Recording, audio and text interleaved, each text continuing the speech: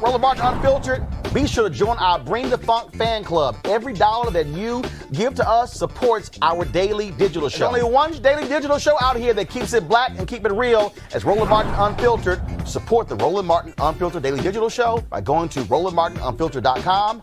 You can make this possible. Vice President Joe Biden certainly has a message for Donald Trump. You can't fix the economy without fixing the public health crisis. Early January, Donald Trump is first warned of the virus. He ignores it. We have it totally under control. It's going to be just fine. Defends the Chinese government instead. January 30th, Trump's own cabinet secretary warns of a pandemic, raising concerns that the Chinese government isn't being transparent. Trump calls him an alarmist. We think we have it very well under control. We're working very closely with China and other countries, and we think it's going to have a very good ending for us. The next day, the Dow plummets 600 points. Desperate to protect the stock market from sliding further, Trump continues to deny the threat and praise the Chinese government. We're doing great in our country. China, I spoke with President Xi, and they're working very, very hard, and I think it's going to all work out fine. Looks like by April, in theory, when it gets a little warmer, it miraculously goes away. But global cases more than double, spreading to over 24 countries. February 25th, one of the CDC's top experts, Nancy Messonnier, speaks out, warning it could soon become a full-scale pandemic. Disruption to everyday life may be severe, and I told my children that while I didn't think that they were at risk right now, we as a family need to be preparing for significant disruption of our lives. Mr. Trump was, quote, furious as he watched the stock market crash after her comments. Trump didn't want to upset the markets. So for the last 5 days of February, the Trump administration took to the airwaves to deny the truth. We have contained this, I won't say airtight, but pretty close to airtight. Thanks to the president and this team's aggressive containment efforts, this disease, as Dr. Shook had said, is contained. February 27th, the market sees through the denials. The Dow continues to plunge, but Trump keeps up the false message. It will go away. Just stay calm. It will go away. I think we're going to get through it very well. April turns into May. The virus doesn't disappear. There is no miracle. The cases mount. The death toll grows. More than 33 million Americans lose their jobs to the pandemic. Unemployment reaches Great Depression-era levels. Donald Trump doesn't understand. We have an economic crisis because we have a public health crisis. And we have a public health crisis because he refused to act. Donald Trump didn't build a great economy. His failure to lead destroyed one. Wow, Amisha.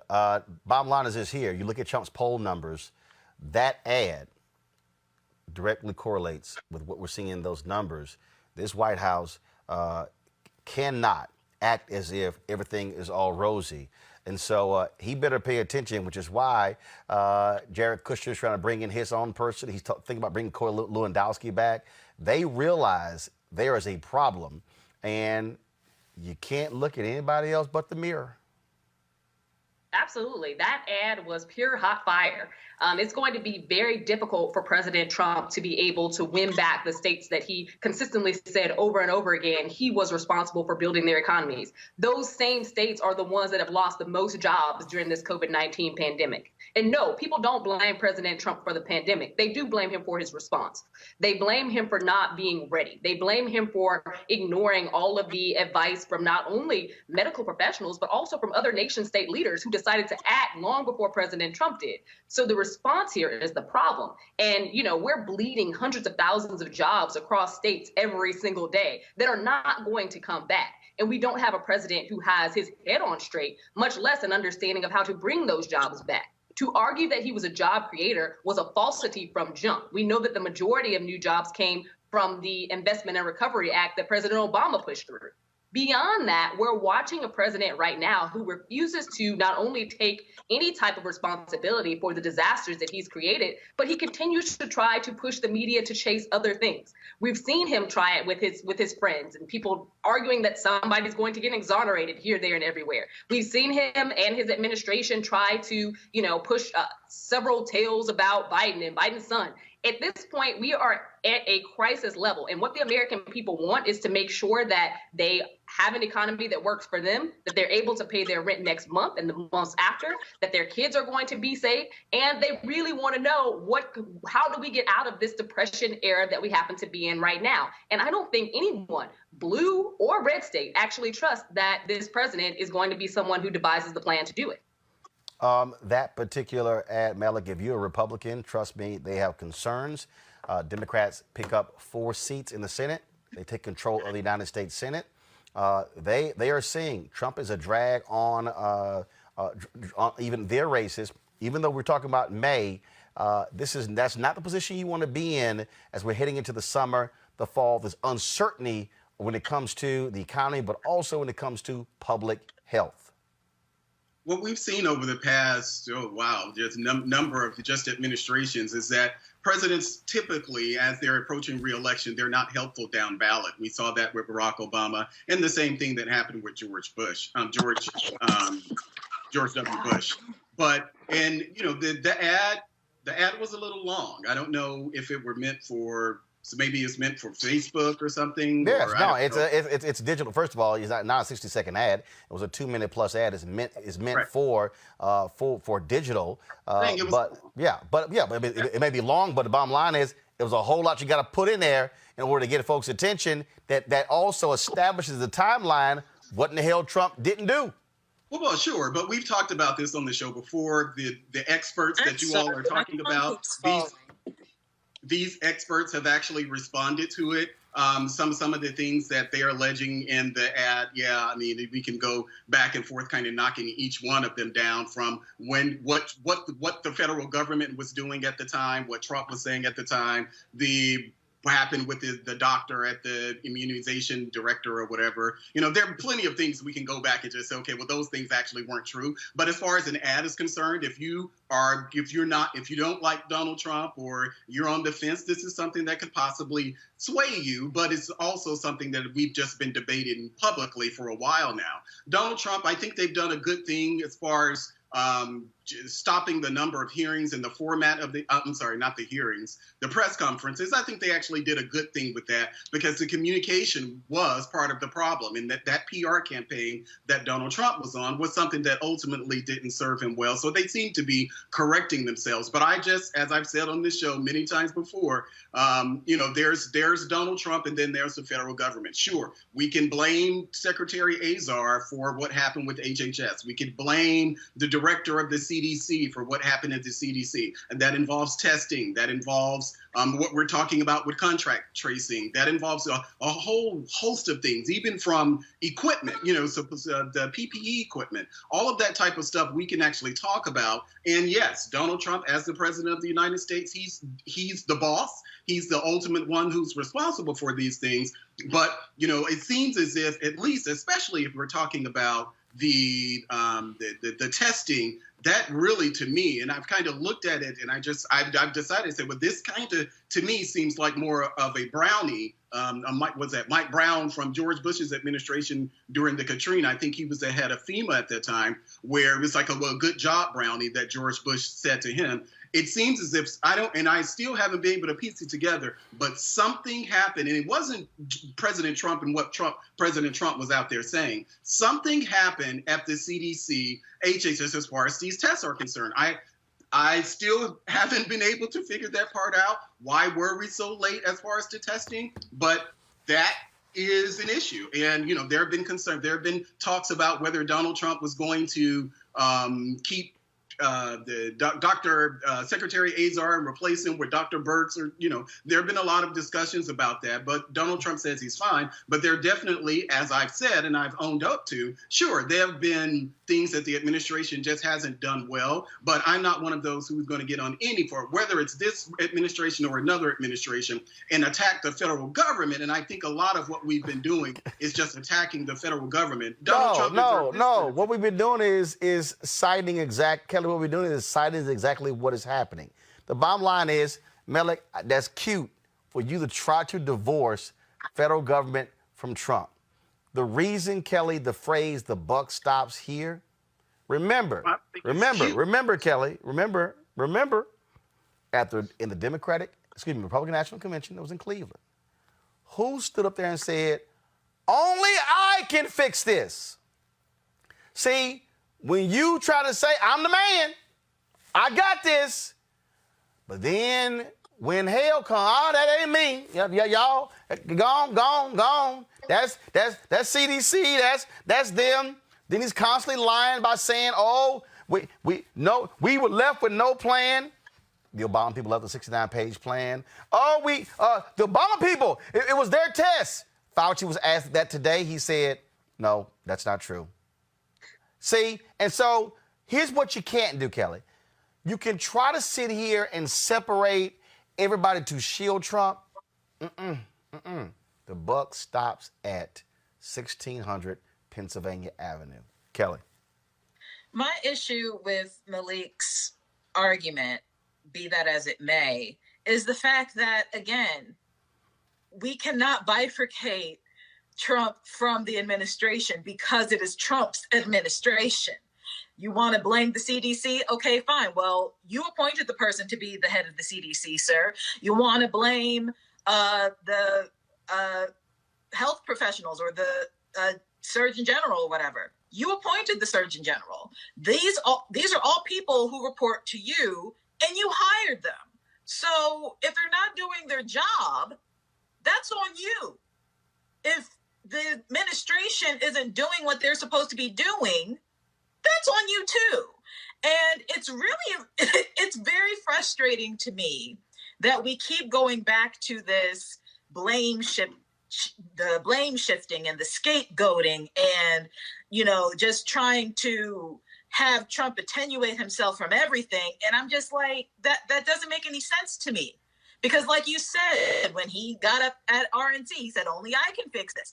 Every time he's on a podium, he's like, I got this. Even when he's berating female journalists at the podium when they're trying to, use his words and try to get explanations out of what he's saying, he wants to be like, oh, that wasn't me. He's a liar. But not only is he a liar, he's a one-trick pony.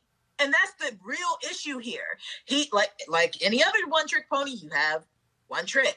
And his was entertainment and buffering and making sure that people were satisfied by way of a phrase or an event or, something flashy. Well, right now we're in the middle of a global pandemic. There's nothing flashy about over 80,000 people dead under your watch. There's nothing flashy at over 1 million people affected by something that you could have prevented back in January. There is nothing flashy about the fact that you really don't know anything, Mr. President. And yet here you are in a position when you're supposed to know and you don't, but you want to, act like you do and not garner the expertise of Dr. Fauci and others and instead try to belittle them and berate them and undermine their authority and their expertise on something that they've been doing for over 30 years. Like with any president, you've only been in this for 4.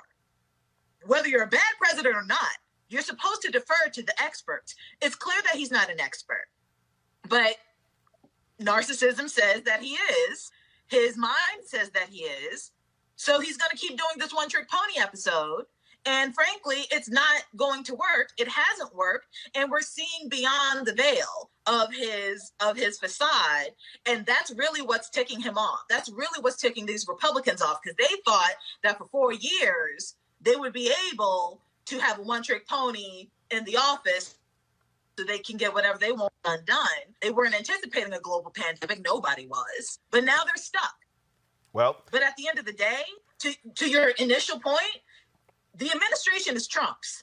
You wanted this job, you got this job, do your job. Real simple. The buck stops with you. Every single night. We've got some of the top black experts. You're not going to see them on cable news or broadcast news because you swear black people aren't experts when it comes to this health crisis. That's why we have this show and why we do what we do every day on Roland Martin Unfiltered. Joining us right now is retired General Russell Honore, the nation's first black Surgeon General.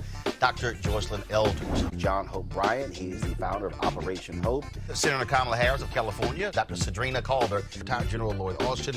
Congresswoman Karen Bass, Commissioner Omari Hardick. Bureau President in Brooklyn, Eric Adams. Dr. Joseph Graves, America's Wealth Coach Deborah Owens. Dr. Corey Abear, Patel Saul.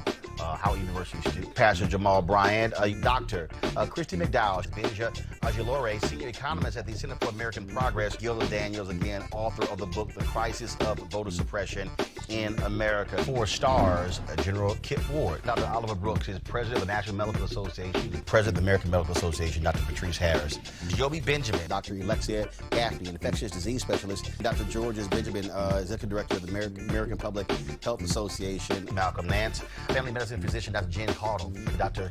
Tashaka Cunningham, a molecular biologist. Kat Stafford, she's a national race and ethnicity reporter for the Associated Press. Dr. Wayne A.I. Frederick, who is the president of Howard University. Congresswoman Yvette Clarke from the state of New York. William Spriggs, AFL-CIO economist. Andrea James, executive director of the National Council for Incarcerated and Formerly Incarcerated Women and Girls. All right, let's go to Capitol Hill. Congressman Gregory Meeks, Congresswoman Eddie British Johnson of Texas, Congresswoman Barbara Lee, Minnesota Senator Amy Klobuchar, mental health clinician Jamie Singletary, Prince George's County State's Attorney Aisha Brayboy, as well as Dylan Hayrie, ACLU Justice Division strategist. Dr. Cindy Duke, she is a virologist. Principal Steve Perry of Capitol Prep. Health and wellness specialist Dr. Yolandra Hancock. Desmond Meade, president of the Florida Rights Restoration Coalition. Cliff Albright, who is the co-founder of Black Voters Matter. Michael Harriet with The Root. Vanina McWhorter, founder of Love by the Hand. Dr. Julianne Malvo, economist, president, Emerita Bennett College. Coroner Michael Fowler is the mayor of Atlanta. Keisha Lance Bottoms, mental health therapist Suzette Clark. Justin Gibney, attorney and political strategist, and Bishop Vincent Matthews Jr. Dr. Suzette McKinney, CEO and executive director of the Illinois Medical District. Dr. Leon Madugal, president-elect of the National Medical Association. Jana Bailey, mayor of Moss Point, Mississippi. Mario King. We're going to keep driving this thing to make sure our people are fully aware, safe, protected from coronavirus. You're getting the top medical experts, the top business experts, top political experts, top religious experts, because that's why we do what we do. Unapologetically and unfiltered. Ain't nobody else in the black media space doing what we do. Watch Roland Martin Unfiltered daily at 6 p.m. Eastern on YouTube, Facebook, or Periscope, or go to RolandMartinUnfiltered.com. Support the Roland Martin Unfiltered Daily Digital Show by going to RolandMartinUnfiltered.com. Our goal is to get 20,000 of our fans contributing $50 each or the whole year. You can make this possible. RolandMartinUnfiltered.com.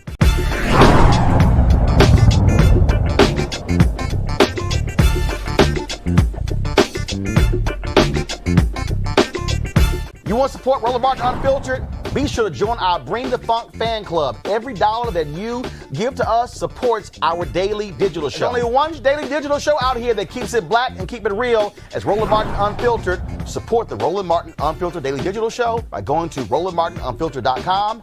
You can make this possible. You know what time it is. Girls are allowed. I'm white. I got you, huh? Illegally selling water without a permit on my property. Whoa! Hey! We don't live here. I'm uncomfortable. I know. All right, my people. What happens when you trying to mind your own business? You in Sacramento, California, and Lord, the people living next door to you just act a plumb fool and hit you with the N-word. Press play. I'm in and out of it right now. Are you 100% here with me right now? Yeah. I'm here with you right here. I see you right there. Okay. I see you right there. Okay. I see your bitch right there recording me. I see you, nigga. I see you. You look ridiculous. Come on, let's go. You're 50 years old. She's not 50, dude. I'm not 50. Okay. But you guys understand, like, we're not trying to do anything to bother you guys. You're the same age as my kids. We are. We are. So why are you arguing with people that are the same age as your kids? Listen. I'm a professor at Sac State, dude. I have a PhD. I don't need to be dealing with shit like this. I have my master's. Okay? Fuck you off. I don't give a fuck. I don't need it either. All right, then. Just control your girl. How can you talk like that? You don't have to control me. I'm controlled. Okay, well, back up from. Okay, I don't know what happened there, y'all. On the front of that, she just flat out called this black man just the N-word. I'll try to find the actual video. But they try to mind them, but they quick to pull it out without Kelly. They quick to pull it out. This kind of like, oh no, I don't know. You know what's gonna happen? I don't know where that came from. I have no idea where that came from. What was the context? Not that you need context to say that word, but it just seemed like out of nowhere she just was like, I'm tired of seeing black people go away, N-word. Like I don't get it. I truly don't get it. And every time one of these videos pop up, I always think, minding your business is free. Like, it's so free. You don't have to pay. You don't have to do anything. It might be the easiest, laziest thing you can do that will give you peace of mind. I don't understand why people invest in time and things that have absolutely nothing to do with them. Absolutely nothing. Like, and the fact that the guy was talking about, oh, he has a PhD. Well, you spent, PhDs are expensive. Hold on, Kelly. Hold on. You asked what the deal is. So, according to this story, the video was posted on Facebook by the couple's neighbor, Michaela Cobb, who claimed they verbally attacked her and her boyfriend over the smell of bacon grease. It was the bacon grease. Yeah, and bacon grease. And it says that Tim Ford, who is the professor, he claimed his wife had entered hospital for alcohol and drug abuse on Friday in the wake of the embarrassing clip. Kelly finished, then I'm going to Amisha. Oh, so it's kind of like the, I'm crazy defense that we use for serial killers and school shooters, only you say the N-word and that'll clear everything up. You go and read. Kelly, we're losing your signal. Amisha, go ahead. The part that's most shocking here, other than them announcing their credentials when they, walked up and decided to call their neighbors outside of their name, is the fact of how this argument started to begin with. You are so upset that you use racial epithets because you smelled bacon grease coming from your neighbor's place. Like, at what point is that where your mind goes? These people are literally making breakfast in their own home. And you walk out and you start announcing, oh, I have a PhD. Also, who cares? And in your reaction, and I will give it to their African-American neighbors because they're a lot better than I would have been in that situation. And now to save her tail and her husband's, it is, well, she's going into rehab. This woman isn't crazy. Yes, she was probably, on some stuff, but that doesn't automatically make the N-word be the first thing that you pull out. So here's what I want to do. So guys, if y'all have from the beginning, play the video for Melik. Go ahead, play it. On in and out of it right now. Are you 100% here with me right now? No, that's not the beginning. That's not the beginning. Right there. That's not the beginning. I'm gonna go ahead and pull it up. But see, this was still amazes me. What amazes me is the whole. I mean, we always get the excuses. No, that's not really me. That's not really my feelings. I don't know where that came from. And now the whole rehab deal. I mean, I think all of that's just utterly hilarious. But I mean, but this. Y'all mad cause of bacon grease. That to me is what's the most trip about this whole deal. You mad about bacon grease, Melik? Really? I ain't realized bacon. I thought everybody loved bacon. Maybe this couple Muslim. I don't know, but I don't know what the deal was. That bacon grease make you go crazy. No, Roland. I don't eat pork. I don't eat bacon. But when I tell you that the smell of bacon grease is probably the next best thing to fried chicken to me, the whole starting with the whole calling the man a nigger, We started with there, then we ended with all of these. Well, I'm a PhD. All of these things are absolutely, totally irrelevant. We laugh about it. Like folks with PhDs can't be bigots. And be what looks bigots.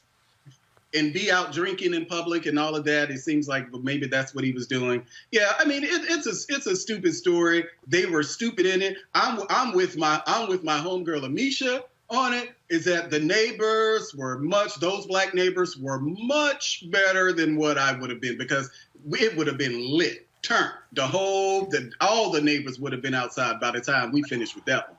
Yeah, I just sit here and routinely I keep trying to tell y'all, okay? What gets me is the professor now wants to apologize. Did any of y'all hear him admonish his wife when she said that? No, or is it just me? I mean, I'm just saying. Did anybody? Here's the full-length video here. I want y'all to hear from the beginning. All right, y'all, go. I'm in and out of it right now. Are you 100% here with me right now? Yeah. Yep. I'm here with you, right here. I see you right there. Okay. I see you right there. Okay. I see your bitch right there recording me. I see you, nigga. I see you. You look ridiculous. Come on, let's go. You're 50 years old. She's not 50. Dude. I know. So the husband don't say nothing about call her a bitch, call the N-word, or call the woman a bitch. Dude, she ain't 50, man. My wife ain't 50. That's the only thing he was gonna respond to. He got offended by the age comment. I ain't 50. She ain't 50. She ain't 50. She 49. She ain't 50. She 49. Look. No, black don't crack, plaster shatters. All I'm trying to look. I have a great appreciation for cameras, but I just want to do y'all again. Please go back to go to the video. Please do me a favor. Just do me a favor. I'm here with you right No. here. Y'all see the video? Come back to me. Do me a favor. Do me a favor, y'all. Okay, please. Can y'all please just next time y'all shoot crazy ass white people, just shoot horizontal. Shoot horizontal. Why do you always do this? Because Kelly, see, I need you to pay attention, Kelly. Go back to the video, y'all. Go back to the video. Kelly, see the big ass black boxes on the left and the right? That's what happens when you shoot because you're vertical. It from your phone. No, Kelly, let me help you, Kelly. Okay? Look, Kelly, when you shoot this way, it creates black boxes on the side. When you shoot this way, it fills the whole screen up. That's why. It's called 16:9. It's the television standard. So I'm saying, when y'all shooting video, I want y'all to shoot landscape or horizontal so we can see the whole picture, not the black boxes. What's your issue, Kelly? Okay, people are... Kelly, I need you to first get your Skype together. You got struggle Skype right now. I can't hear. I can't help this signal.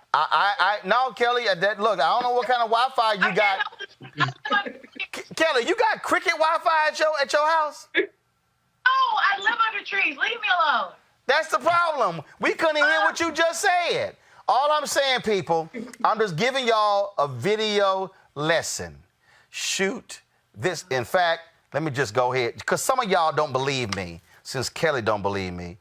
Henry, come to my phone. Y'all, come to my phone. Come to my phone. Okay, Henry, come to my phone. You don't see it? There we go. All right, y'all see the phone? You don't see it? I don't know why you don't see it. Bottom line, you know what? I'm gonna use the iPad. Because see, some of y'all think I'm joking right here. Okay, here we go. See that view? Come to the iPad. Well, dog, there must be well, guess what? It's showing. There you go. See that? That's vertical. See them black boxes, Kelly? That's vertical. That's horizontal, Kelly. Do you see the difference? Vertical, horizontal. Vertical, horizontal. Got it? Lord have mercy. All right, y'all. every single night. We've got some of the top black experts. You're not going to see them on cable news or broadcast news because you swear black people aren't experts when it comes to this health crisis.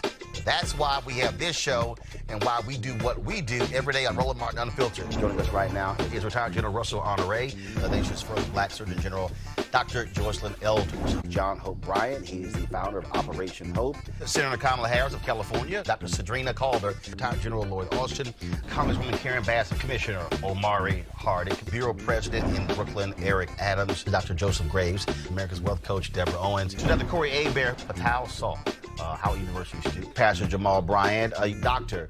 Christy McDowell, Benja Ajilore, senior economist at the Center for American Progress, Gilda Daniels, again, author of the book, The Crisis of Voter Suppression in America. 4 stars, General Kip Ward. Dr. Oliver Brooks is president of the National Medical Association, president of the American Medical Association, Dr. Patrice Harris. Joby Benjamin, Dr. Alexia Gaffney, infectious disease specialist, Dr. Georges Benjamin, executive director of the American Public Health Association, Malcolm Nance, family medicine physician, Dr. Jen Caudle, Dr. Tashaka Cunningham, a molecular biologist, Kat Stafford. She's a national race and ethnicity reporter for the Associated Press. Dr. Wayne A.R. Frederick, who is the president of Howard University, Congresswoman Yvette Clarke from the state of New York, William Spriggs, AFL-CIO economist, Andrea James, executive director of the National Council for Incarcerated and Formerly Incarcerated Women and Girls. All right, let's go to Capitol Hill. Congressman Gregory Meeks, Congresswoman Enid Johnson of Texas, Congresswoman Barbara Lee, Minnesota Senator Amy Klobuchar, mental health clinician Jamie Singletary, Prince George's County State's Attorney Aisha Brayboy, as well as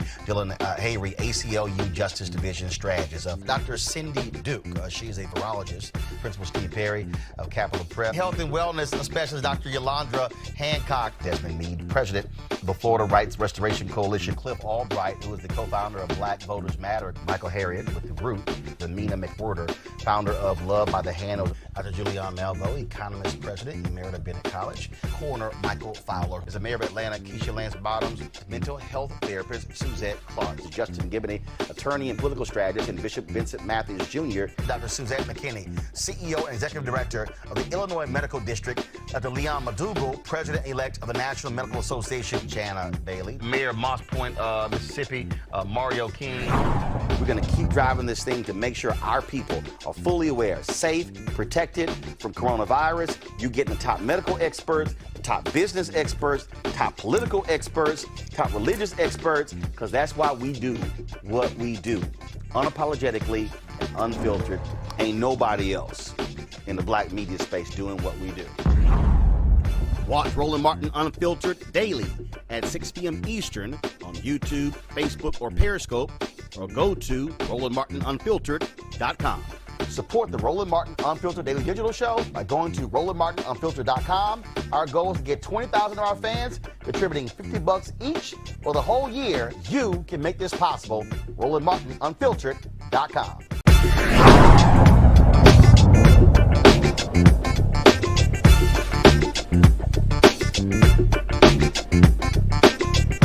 You want to support Roland Martin Unfiltered? Be sure to join our Bring the Funk fan club. Every dollar that you give to us supports our daily digital show. There's only one daily digital show out here that keeps it black and keep it real as Roland Martin Unfiltered. Support the Roland Martin Unfiltered daily digital show by going to RolandMartinUnfiltered.com. You can make this possible. All right, I want to bring this up here. And so y'all know how I feel about that truly stupid and ignorant Candace Owens. Who made some of the most illogical, nonsensical comments regarding the case of Ahmaud Arbery, trashing him, saying black folks, why y'all, he was stealing, wasn't jogging. Well, things got a little heated on social media in the last 24 hours where a group of black conservatives have actually been standing up and called her comments out. It's been real interesting, Malik, seeing this back and forth take place with this one sister who's a conservative named Sonny Johnson. And she, of course, has been battling with Candace on this. And what was interesting is that these black conservatives, what they laid out is that they said that point blank, they condemned her particular comments. I just think, I'm going to pull up their whole statement in a second. But can somebody just explain to me why you have black conservatives like Candace who, I mean, anytime it's just won't call white folks out for nothing, but will trash black people for raising a big stink about the Ahmaud Arbery case. Here's the deal, Malik. If black people didn't say jack, those two guys are still sitting at home. If black folks said nothing about Breonna Taylor, guess what? Nothing happens. And so what's up with some of your fellow black conservatives who have more vitriol towards black people who fight for justice than the white folks who are defending these two idiots who killed Ahmaud Arbery? So we're going to, this is what I'll say. As someone who was a lifelong Democrat until I voted for Donald Trump, it's a lot of, and I appreciate a lot of the black conservatives who are coming out condemning her remarks. I condemn her, not her remarks. I condemn her. And I actually wrote a piece on that condemning her remarks. I mean, condemning her. And how do you condemn her but not her remarks? I don't understand that. No, well, let me clear that up. What I was saying is that people are condemning her remarks. I condemn Candace Owens and what Candace Owens actually stands for as it relates to growing the black conservative movement. Now, Candace Owens has been this way forever. And people say, you know, she is definitely one of the most visible black conservatives that we have out of there. But for all intents and purposes, Candace Owens is a Trump supporter. Candace is not, I understand what she's doing with the whole Brexit movement, but for all intents and purposes, Candace Owens is a Trump supporter. Whether or not she'll be around after Trump leaves, I don't know. But wait, I'm trying to understand the distinction. So what you're saying, you're saying she's not a black conservative, she's a Trump supporter. But wait a minute, you just said that you were a Democrat and then you voted for Trump. So aren't you a Trump supporter and not a black conservative? Absolutely. And actually, in my case, and the distinction that I would make between me and Candace is hold on. I want to be clear before you make the distinction. Hold on. Wait. I just want to be clear before you make the distinction. So you're saying that you're not a black Republican or a black conservative. You're a Trump supporter. So are you still a Democrat but a Trump supporter? Yeah. So let me finish my point. Where the distinction between me and Candace is that I'm actually out there trying to bring people into the Republican Party. Candace, and she's admitted to it, you know, Candace, she wants to move people away from the Democratic Party. I want to increase the numbers of people in the Republican Party. Until today, and I don't know, maybe it'll change tomorrow, Candace at no point has that been her focus. So when I say that Candace Owens is a Trump supporter, I think a lot of us, people just in America in general, you know, they kind of take on the mantle of being a black conservative. Well, what does that mean? If you ask people what does being a black conservative mean, a lot of them really don't have answers. And because I've had these conversations with many people who now consider themselves a black conservatives, what they're really talking about is that they actually support Donald Trump. That doesn't mean that they are not conservative, but as for my purposes, Candace is totally different from a lot of those people and the people that you saw in the op-ed, the article that you're talking about. A lot of those people are actually involved in the movement to bring more people into the party. I'm not sure that that's Candace's goals. Again, I understand what she's doing with Brexit, but I'm not sure that's Candace's goal. I've criticized Candace over and over and over again because I think that what Candace does, and as I wrote today, when she makes comments as she does, what happens is that there's an anvil that we have to wear around our necks when trying to defend the party against people just like her. But make no mistake, and I'll just say this very quickly, make no mistake, Candace is in a long line of black people who have done this, whether they consider themselves black conservatives, black Republicans, or whatever. Candace didn't start this game. She's probably the biggest that we've had in this age of social media, but Candace didn't start this game. And you can look at the Republican Party itself, black Republicans in the party, black conservatives in the party, they participated in this. So the same people who are actually paying Candace's, depositing money into her bank account, many of these other conservatives have benefited from those same entities. Okay, so you're now a black Republican. I've been a Republican. No. That's why I was trying. It was all over the place. I was trying to just understand what on the deal of what's going on. Okay, all right. I've always, and anyone who knows me, when they ask what am I or whatever, I always actually reference that I'm a Republican because that's what I am, and I'm interested in bringing people into the Republican Party. That's exactly what I am. Okay, here's a statement. Eugene Craig, of course, appears on our show often. He's the author of this statement. Black conservative statement on Candace Owens tweets. We, the undersigned black conservative leaders, unequivocally condemn the hate-filled and destructive words tweeted and spoken by Candace Owens in the freest county on the face of the earth. I think that meant country. In the freest country on the face of the earth, no black man deserves to be gunned down like a dog in the street. Blackness is not a weapon. Blackness is not a threat. The words spoken by Candace are not reflective of the black conservative movement and should be universally condemned by the broader conservative movement and all who support freedom and liberty. Her words provide shield and cover for these type of incidents to continue. This is not the role of the black conservative. Our hearts go out to Ahmaud. Actually, Ahmaud is misspelled. Ahmaud Arbery's family, and we continue to lift them in prayer. Black men and women have a right to live freely in this country. We all have a responsibility to protect that right. We have a responsibility to condemn, her hate-filled and inaccurate tweets and statements. The thing, Kelly, that was interesting about this, again, is that you immediately see, and this is where, so this segment is not, this ain't all about Candace. I don't give a damn because she's stupid. She dumb, and other people who follow her dumb too. But what you find is, who are the people who are the quickest to stand with the two men who killed Ahmaud Arbery? White conservatives. Mm-hmm. You think back to Zimmerman. Now, there have been conservatives, white conservatives, who said this is foul. Eric Erickson was like, I don't care what none of y'all say. I don't care if he was looking inside of a house. That is not licensed to shoot and kill this man. But when you look at these people who are the most vocal saying, oh, first y'all was saying hands up, don't shoot. Now y'all saying he was just jogging.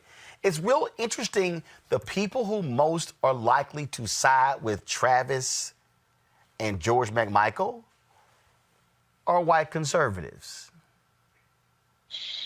I mean, it's not so interesting when you look at the history of the conservative movement and why people switched from being Democrats to conservatives back in the late 50s, early 60s during the civil rights movement, going from Dixiecrats to Republicans and the like. But what I will say is specifically when it comes to black conservatism, I am not part of that number, but I have observed that based off of the ideologies of my friends who are, I would be hard-pressed to consider a black person who considers themselves conservative or Trump supporter to be true Republicans, because Trump himself does not align with the ideologies that I know of the Republican Party. So when Candace Owens saying, I agree with Malik to an extent when he said that Candace is a Trump supporter, but that's the only extent to which I will agree with Malik on this case, because her aligning with Trump, just by way of what Trump has done these past couple years and how his ideologies have come to light, I would venture to say that he's not truly a Republican. I would also venture to say that white supremacists aren't necessarily Republican, they're just not Democrat. And that's the problem with a bicameral party system, is that if you don't agree with one, it's kind of like you have to go to the other if you want your voice to be heard. And that's where we get a lot of conflating ideology. That's where we get a lot of false narratives when it comes to these parties and their ideologies. Because when you look at conservatism and when you look at the Republican Party and what their ideologies are, it's not that of Donald Trump. It's just conservative. Donald Trump is in a class of his own. Well, and I think, but it's like the point I raised, Amisha, about the NRA. Will they stand with, they're supposed to all about, licensed gun owners and Second Amendment and defend yourself, but they are very much pro-cop. in the case of this brother in Louisville. Okay, you're the NRA. Same thing I said when John Crawford was killed in that Walmart in Ohio. All right, NRA, show us what y'all really stand for. And the reality is they're more likely to stand for conservative ideals. And this is when black people say, hold up, if y'all supposedly real, where are you on this one right here? And in this case here, automatically it's white conservatives and some blacks sitting there running behind this case. And to Malik's point, you got black conservatives who are like, yo, what the hell? What the hell? But what it's showing, Amisha, is showing you might think y'all in this thing together, but y'all ain't in this thing together. You might be black and conservative. They might be white and conservative, but your ass still black, Amisha.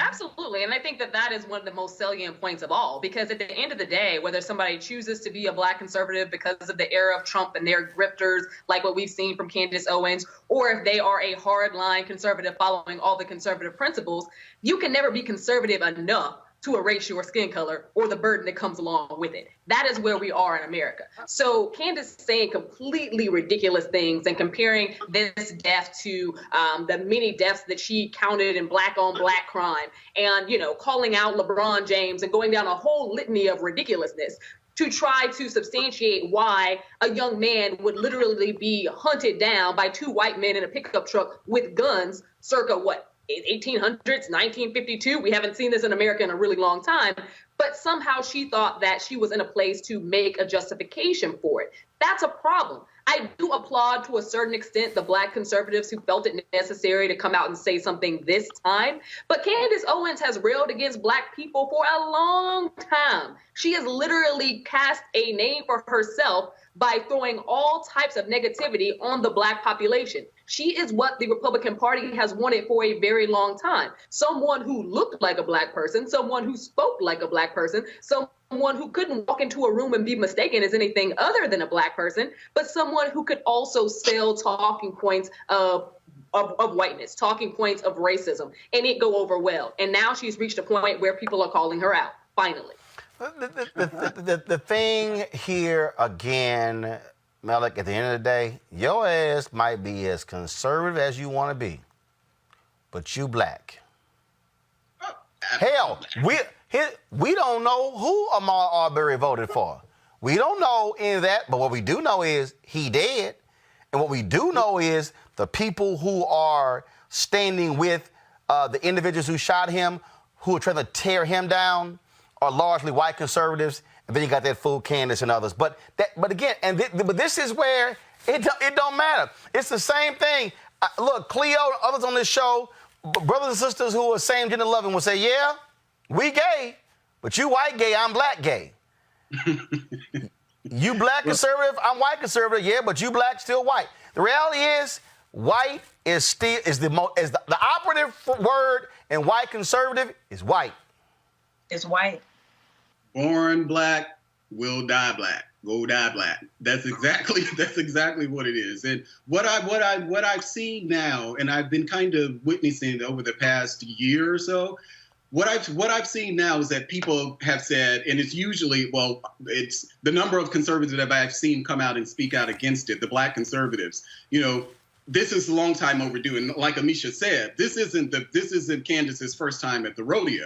It's just that this is the first time you've actually seen people willing to come out and criticize her. And the reason that they have not is because of what you said, Roland. So those white conservatives that you talk about, and I will say that I've met awesome white conservatives out there, absolutely awesome white conservatives. But the ones that Candace appeals to, where she appeals to their racism, their prejudice, and their bigotry, those are the people that you're talking about. The ones that will get on social media and say, well, what about black on black crime? Before the ink was dry, Candace came out of Twitter jail and started attacking Ahmaud. That's exactly what she did immediately when she came out of Twitter jail. And then she tried to kind of backtrack it and say, well, there may be other things. No, she did it because she does it because these are the people who pay her paychecks. And so that's what she has to continue to do. I don't know. And I've heard people say, well, you know, that we have a big tent. Yes, the conservative Republican Party has a very big tent. Conservatives, whatever, very big tent. But for my purposes, Candace Amber Owens, does not speak to me or any of my conservatism. She just doesn't.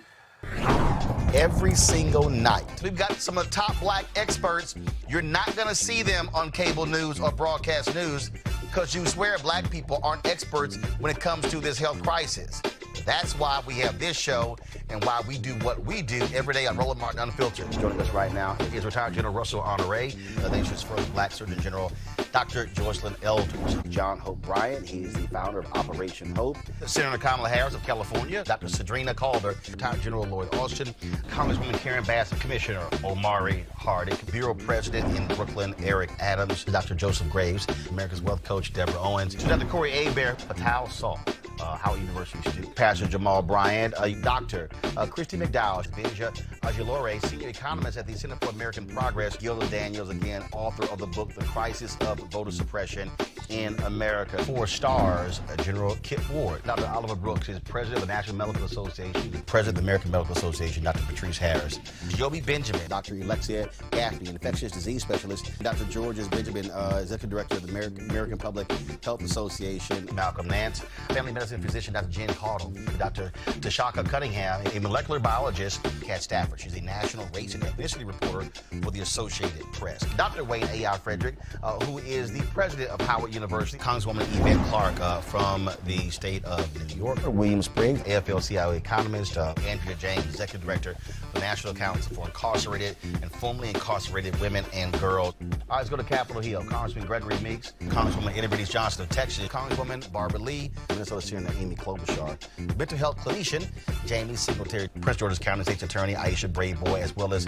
Dylan Hayrie, ACLU Justice Division strategist. Dr. Cindy Duke, she is a virologist. Principal Steve Perry of Capitol Prep. Health and wellness specialist Dr. Yolandra Hancock. Desmond Meade, president of the Florida Rights Restoration Coalition. Cliff Albright, who is the co-founder of Black Voters Matter. Michael Harriet with the Root.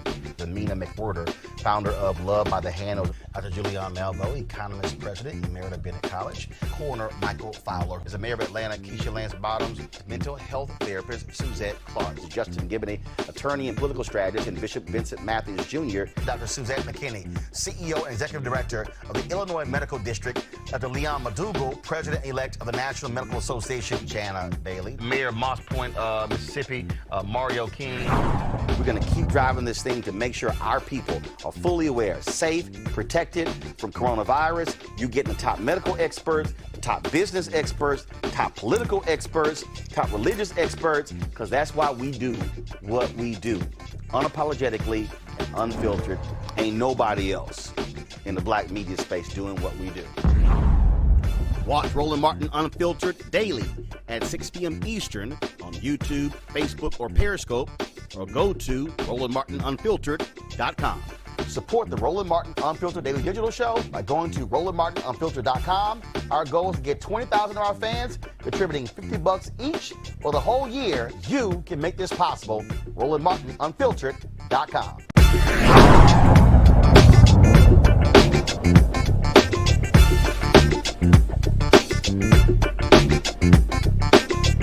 You want to support Roland Martin Unfiltered? Be sure to join our Bring the Funk fan club. Every dollar that you give to us supports our daily digital show. There's only one daily digital show out here that keeps it black and keep it real as Roland Martin Unfiltered. Support the Roland Martin Unfiltered Daily Digital Show by going to RolandMartinUnfiltered.com.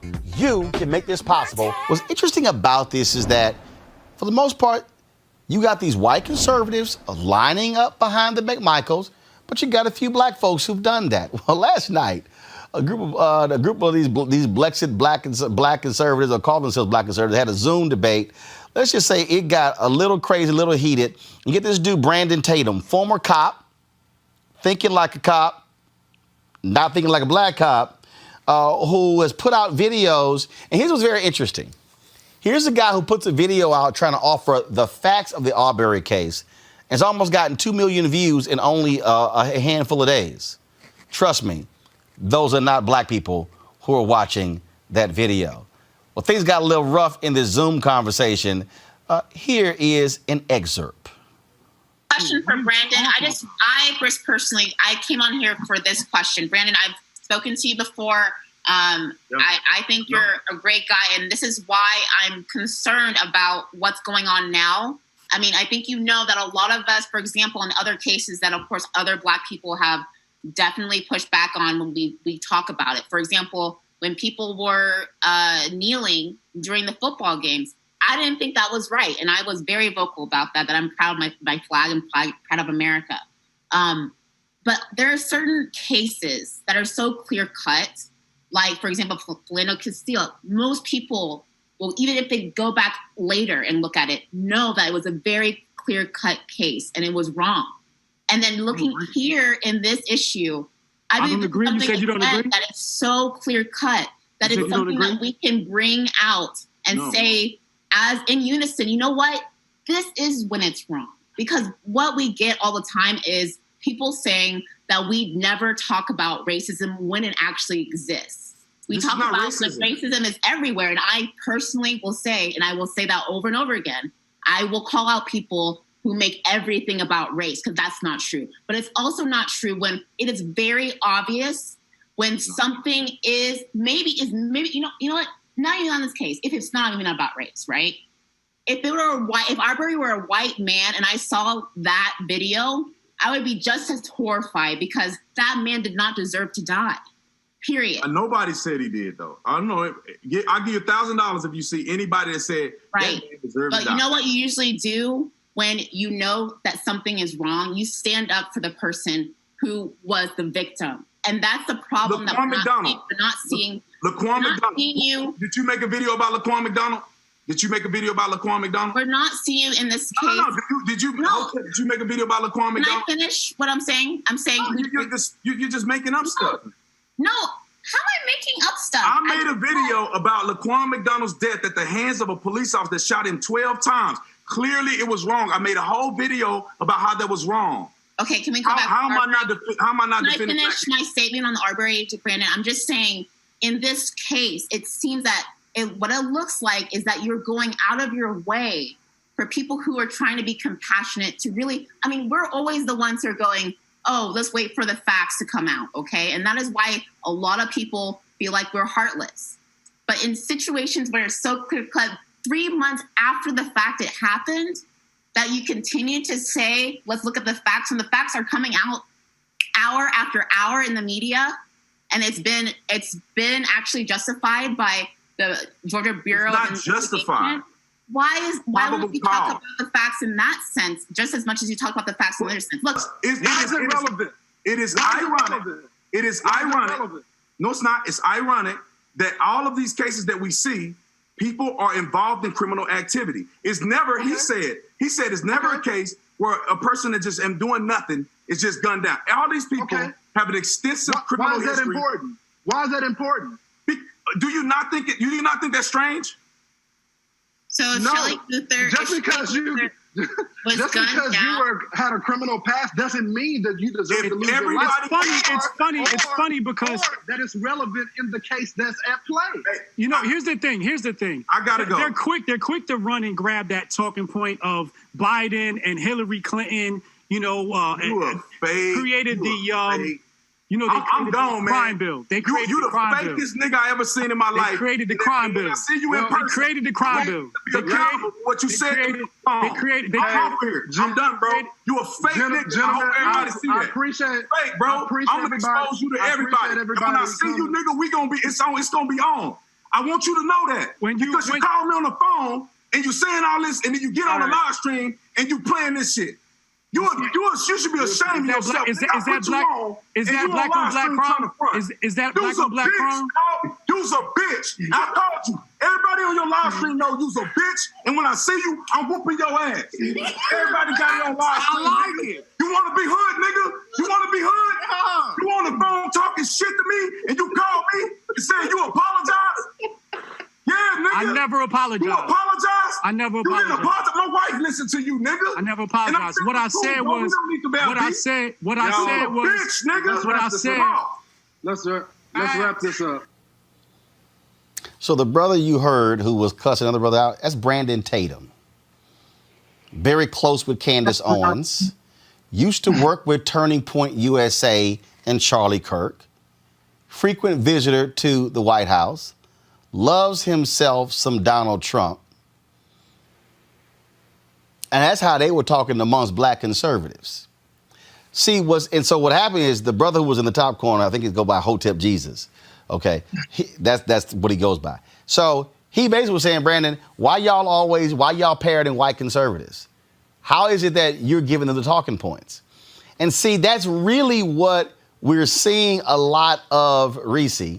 You got these people who are Trump supporters, like a Tatum. Candace Owens came out of Twitter jail, just blasting away, basically saying, y'all don't say nothing about black on black violence. Y'all don't care about black people. Now y'all are mad. She was the first one trying to say Ahmaud Arbery was out there thieving. And trust me, the white conservatives are sitting there loving it. See, if you want to know how to game, just go to Brandon's YouTube channel. His videos, they show you'll see. Giving that money. Giving that money. Yeah. Giving that money. And that's what I'm trying to explain to people when we expose these folks for who they are, okay? I know a whole bunch of black conservatives who are third and fourth and fifth generation black Republicans. These folks are Trump grifters. Not everybody in that video, but folks like Brandon Tatum, that's what you're dealing with. Folks like him, what you're dealing with is they have come of age in this Trump. You got Lawrence Jones up there. You see him running his mouth on Fox News.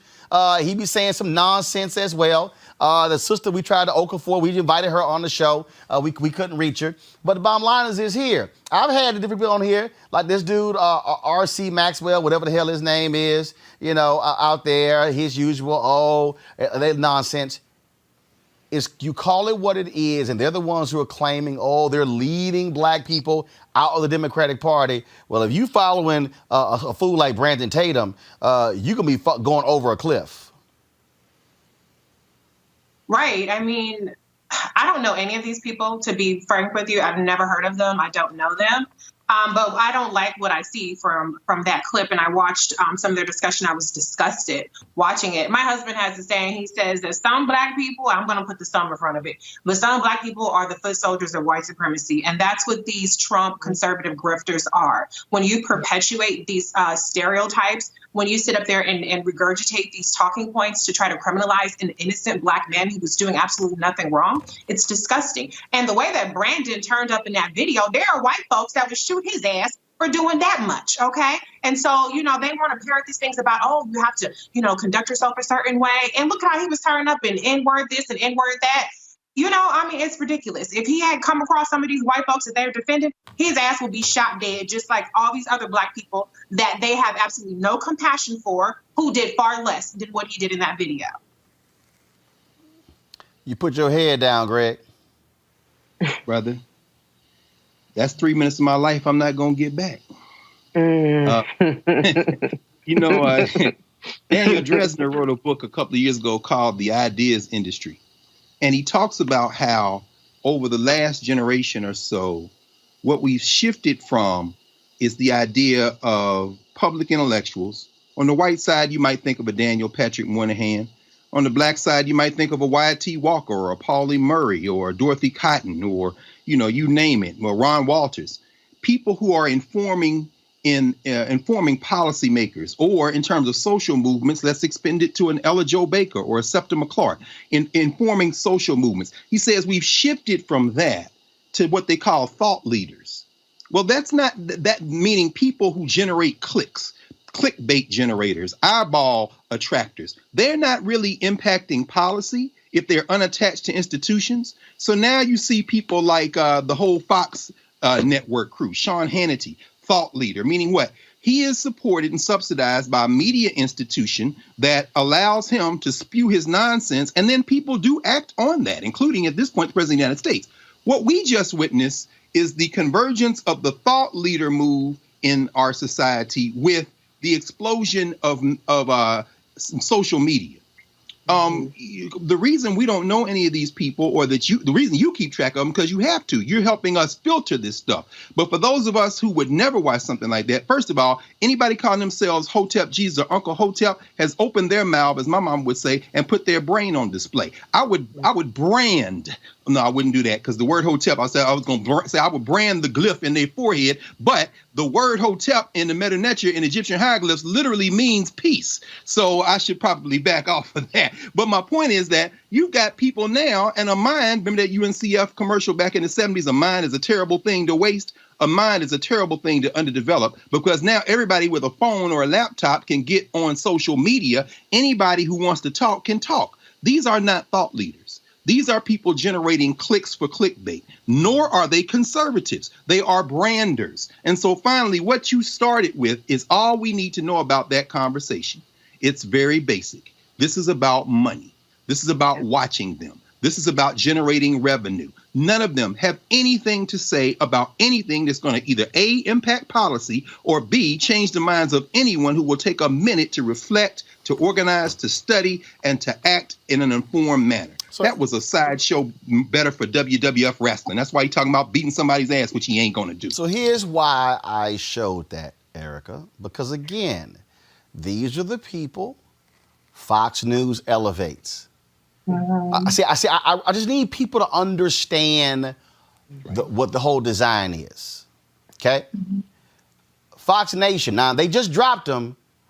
In no logical world would a TV executive give Diamond and Silk a show. It's a minstrel show.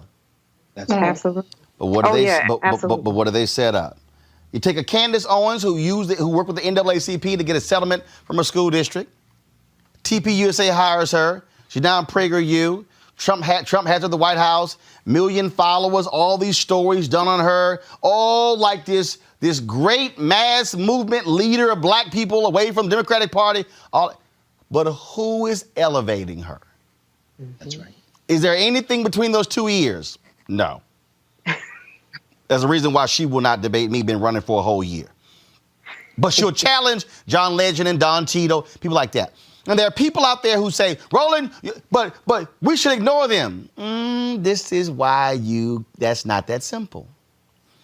Because you have to understand how they are strategically used to serve different interests.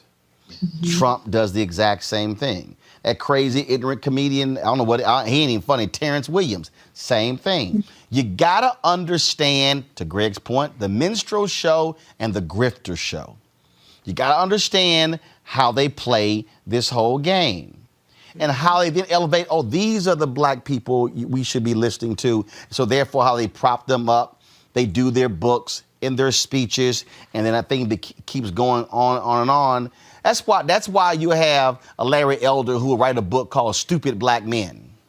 Yes. He ain't trying to talk to black people. He's talking to white people. He's talking to white conservatives. And that's the game that you see being played. And that's why we call it out so folks understand. And let me be clear, there are black conservatives who have on this show who are real, who do care about the black community. We might differ on some policy issues. We might agree on some policy issues.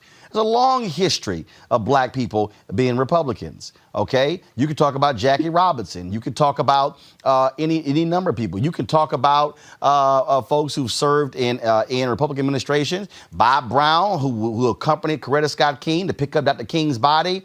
Who was on the board of the SCLC, goes from there to getting hired by Richard Nixon, and who played a crucial role in terms of driving things for black people. Just because he worked for Nixon didn't make him bad. So that happens. There are black people who worked in different administrations who've done that.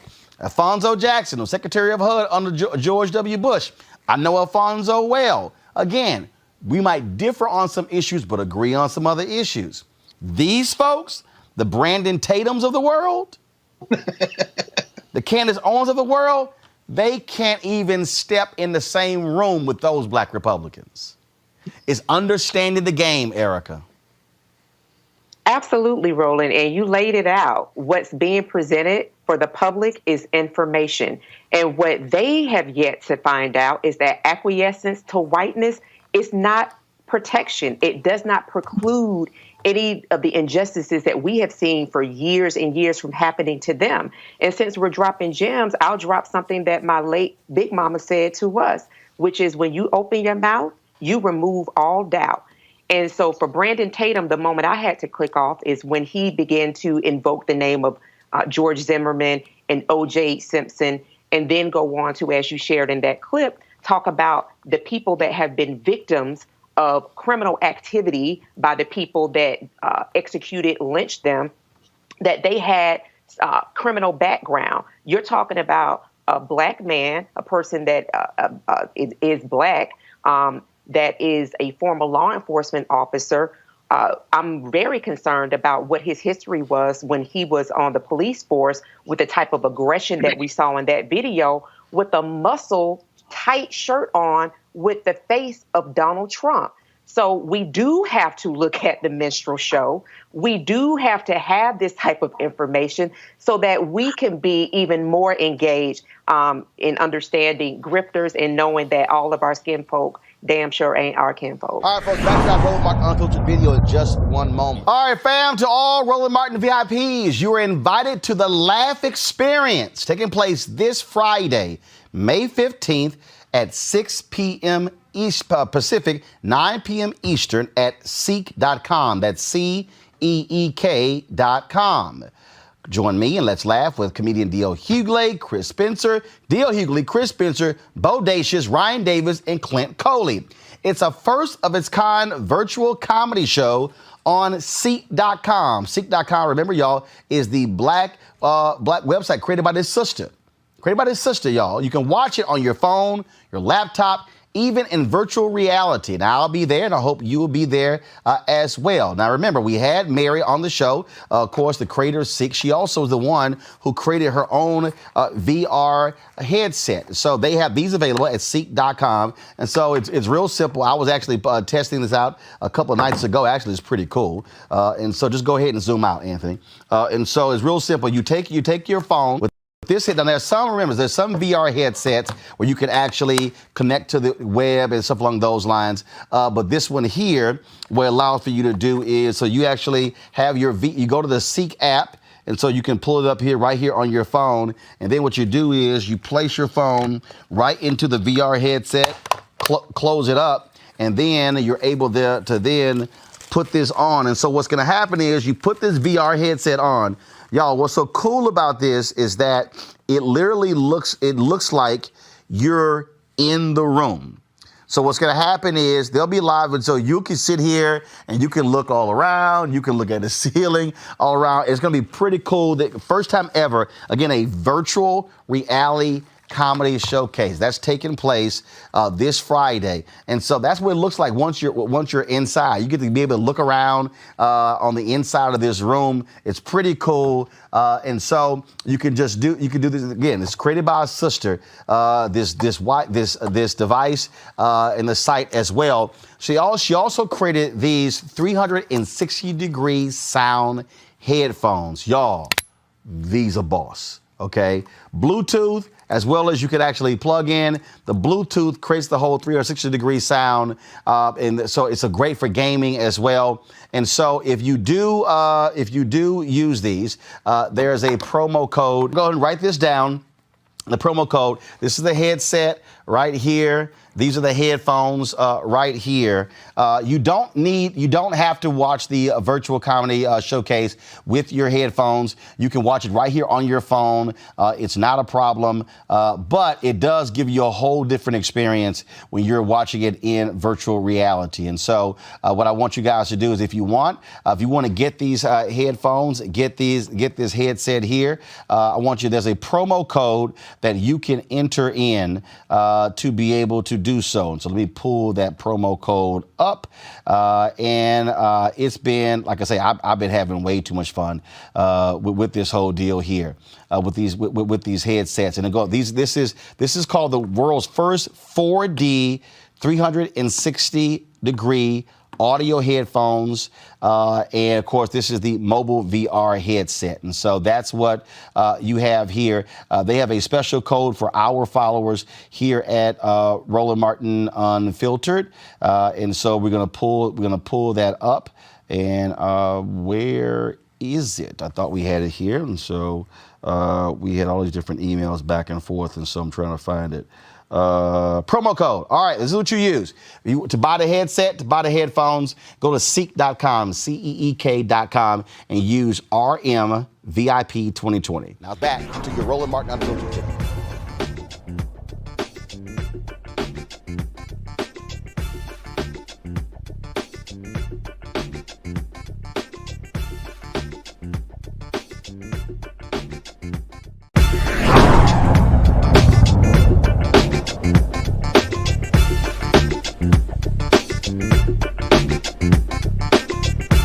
You want to support Roland Martin Unfiltered? Be sure to join our Bring the Funk fan club. Every dollar that you give to us supports our daily digital show. There's only one daily digital show out here that keeps it black and keep it real as Roland Martin Unfiltered. Support the Roland Martin Unfiltered daily digital show by going to RolandMartinUnfiltered.com. Our goal is to get 20,000 of our fans contributing $50 each for the whole year. You can make this possible. RolandMartinUnfiltered.com.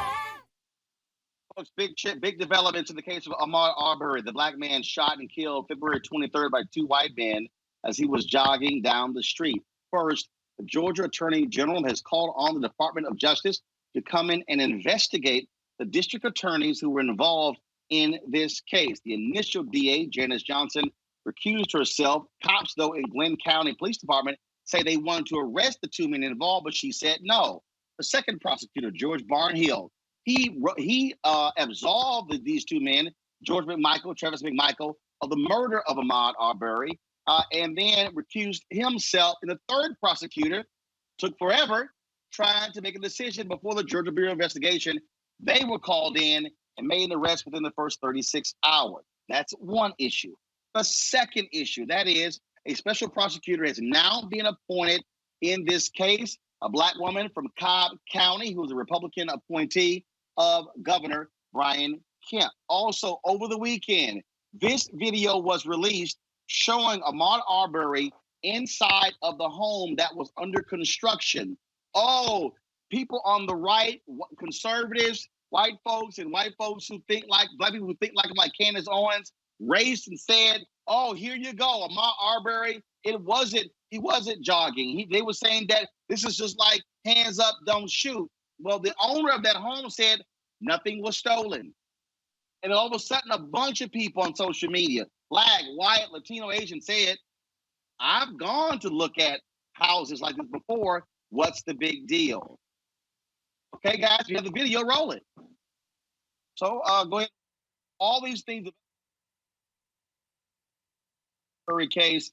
I want to bring in my legal panel right now. A. Scott Bolden, former National Bar Association Political Action Committee, Deep to Well Day, Robert Patillo, civil rights attorney. All right, Robert, I'm going to go to you. So a lot of things happened, Robert, in the last 48 hours there in Georgia.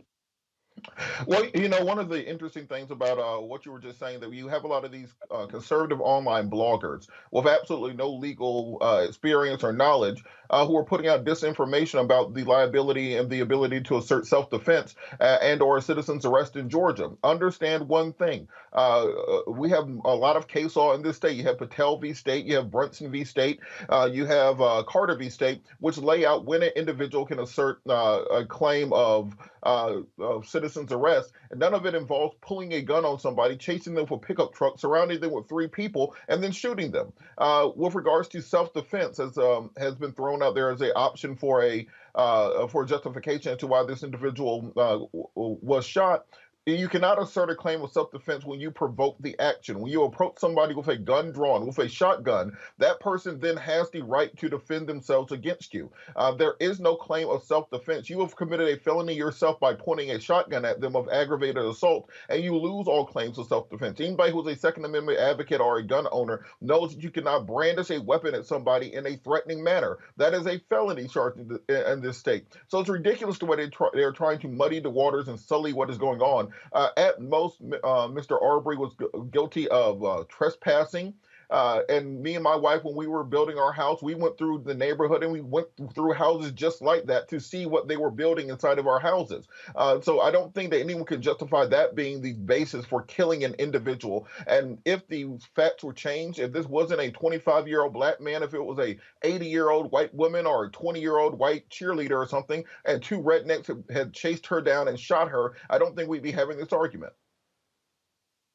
Yodit Twelde. Again, all of a sudden, the Georgia AG wants DOJ to investigate these DAs for wrongdoing. You now, of course, have this video of people say, "Oh, here you go. Why is he in khaki shorts and Timberlands jogging?" Hell, you got people who jog in combat boots. This is the part where they're going to try and make out this career criminal, that he was doing something wrong. And what we're doing is feeding into that, and we shouldn't. I don't care what he was doing on that property. At the end of the day, the McMichaels didn't see him commit a crime. That is the point. They said that Barnhill, that is, a second DA who recused himself, said that they were well within their rights to detain him, or at least try to detain Ahmaud, under the citizen's arrest law. And that's just incorrect. They can't believe or try and detain Ahmaud based on a belief, based on what they think they know. They didn't actually see him commit a crime, therefore the citizen's arrest law was not appropriate at the time. So while we sit here and argue about what he was doing, whether it's a normal thing to go through a property under construction or not, we have to keep focused on what the law is and what we know as facts. Right now, that just wasn't appropriate, and it would have been an illegal arrest, and therefore they can't now cry self-defense because they were approaching him when they shouldn't have. Scott Bolden, I want to bring you in here again. When you look at these things that are coming out, the homeowner says nothing was stolen, and then all these people. I mean, I've had white conservatives, black folks, others who say, I've often gone into homes under construction, taking a look around, and people are saying, this happens all the time. Your deed is completely correct. I mean, it's all irrelevant. It's ridiculous and irrelevant. The video actually helps the prosecution, because whatever the defense is going to be about their right to stop and their right for reasonableness just goes completely out the window. So what? And by the way, one thing we have not talked about is Tennessee v. Garner. I know my colleagues know that case because I've written about it. That even the police cannot shoot a nonviolent fleeing felon who is running from them, even if he was committing a felony. Here, he's not committing any crime. He's looking around. If he was trespassing, the only person that could stop him and file charges against him for trespassing isn't the defendant, isn't the arrestees, but the owner of the property. And they weren't around, and nothing was stolen. And so we have to keep perspective, as my colleagues have said here. This will be part of the defense, but that dog won't hunt, and it'll be highly insufficient or completely insufficient of a defense. You got a good judge, a former judge rather. I think Robert talked about this judge in Cobb County, or rather this prosecutor in Cobb County. She's a conservative, but that's okay. That means if she's a judge and she's a politically conservative, she's going to play it by the book. And if you play it by the book here, the only thing that matters is, do you have the elements for felony murder and aggravated assault here? You have that. This case is going to go to a jury, or it's going to be a plea, because nothing else really matters but the facts. And you've got two videos that tell the whole story. This is also, of course, when you look at the calling in of the DOJ to investigate. I think that is obviously it's important. I'm not confident at all, though, Robert, in this Department of Justice when it comes to this issue. But something does stink when you have police officers saying they wanted to arrest these two men on the spot. Janice Johnson said no. The second DA weighs in, pretty much acts as the defense attorney for these two men, but then recuses himself. And the third attorney, I don't know what the hell he was doing for several weeks. It took the Georgia Bureau of Investigation literally 36 hours to come in and then do an arrest. This guy only announced after the video leaked, oh, I'm going to take it to a grand jury.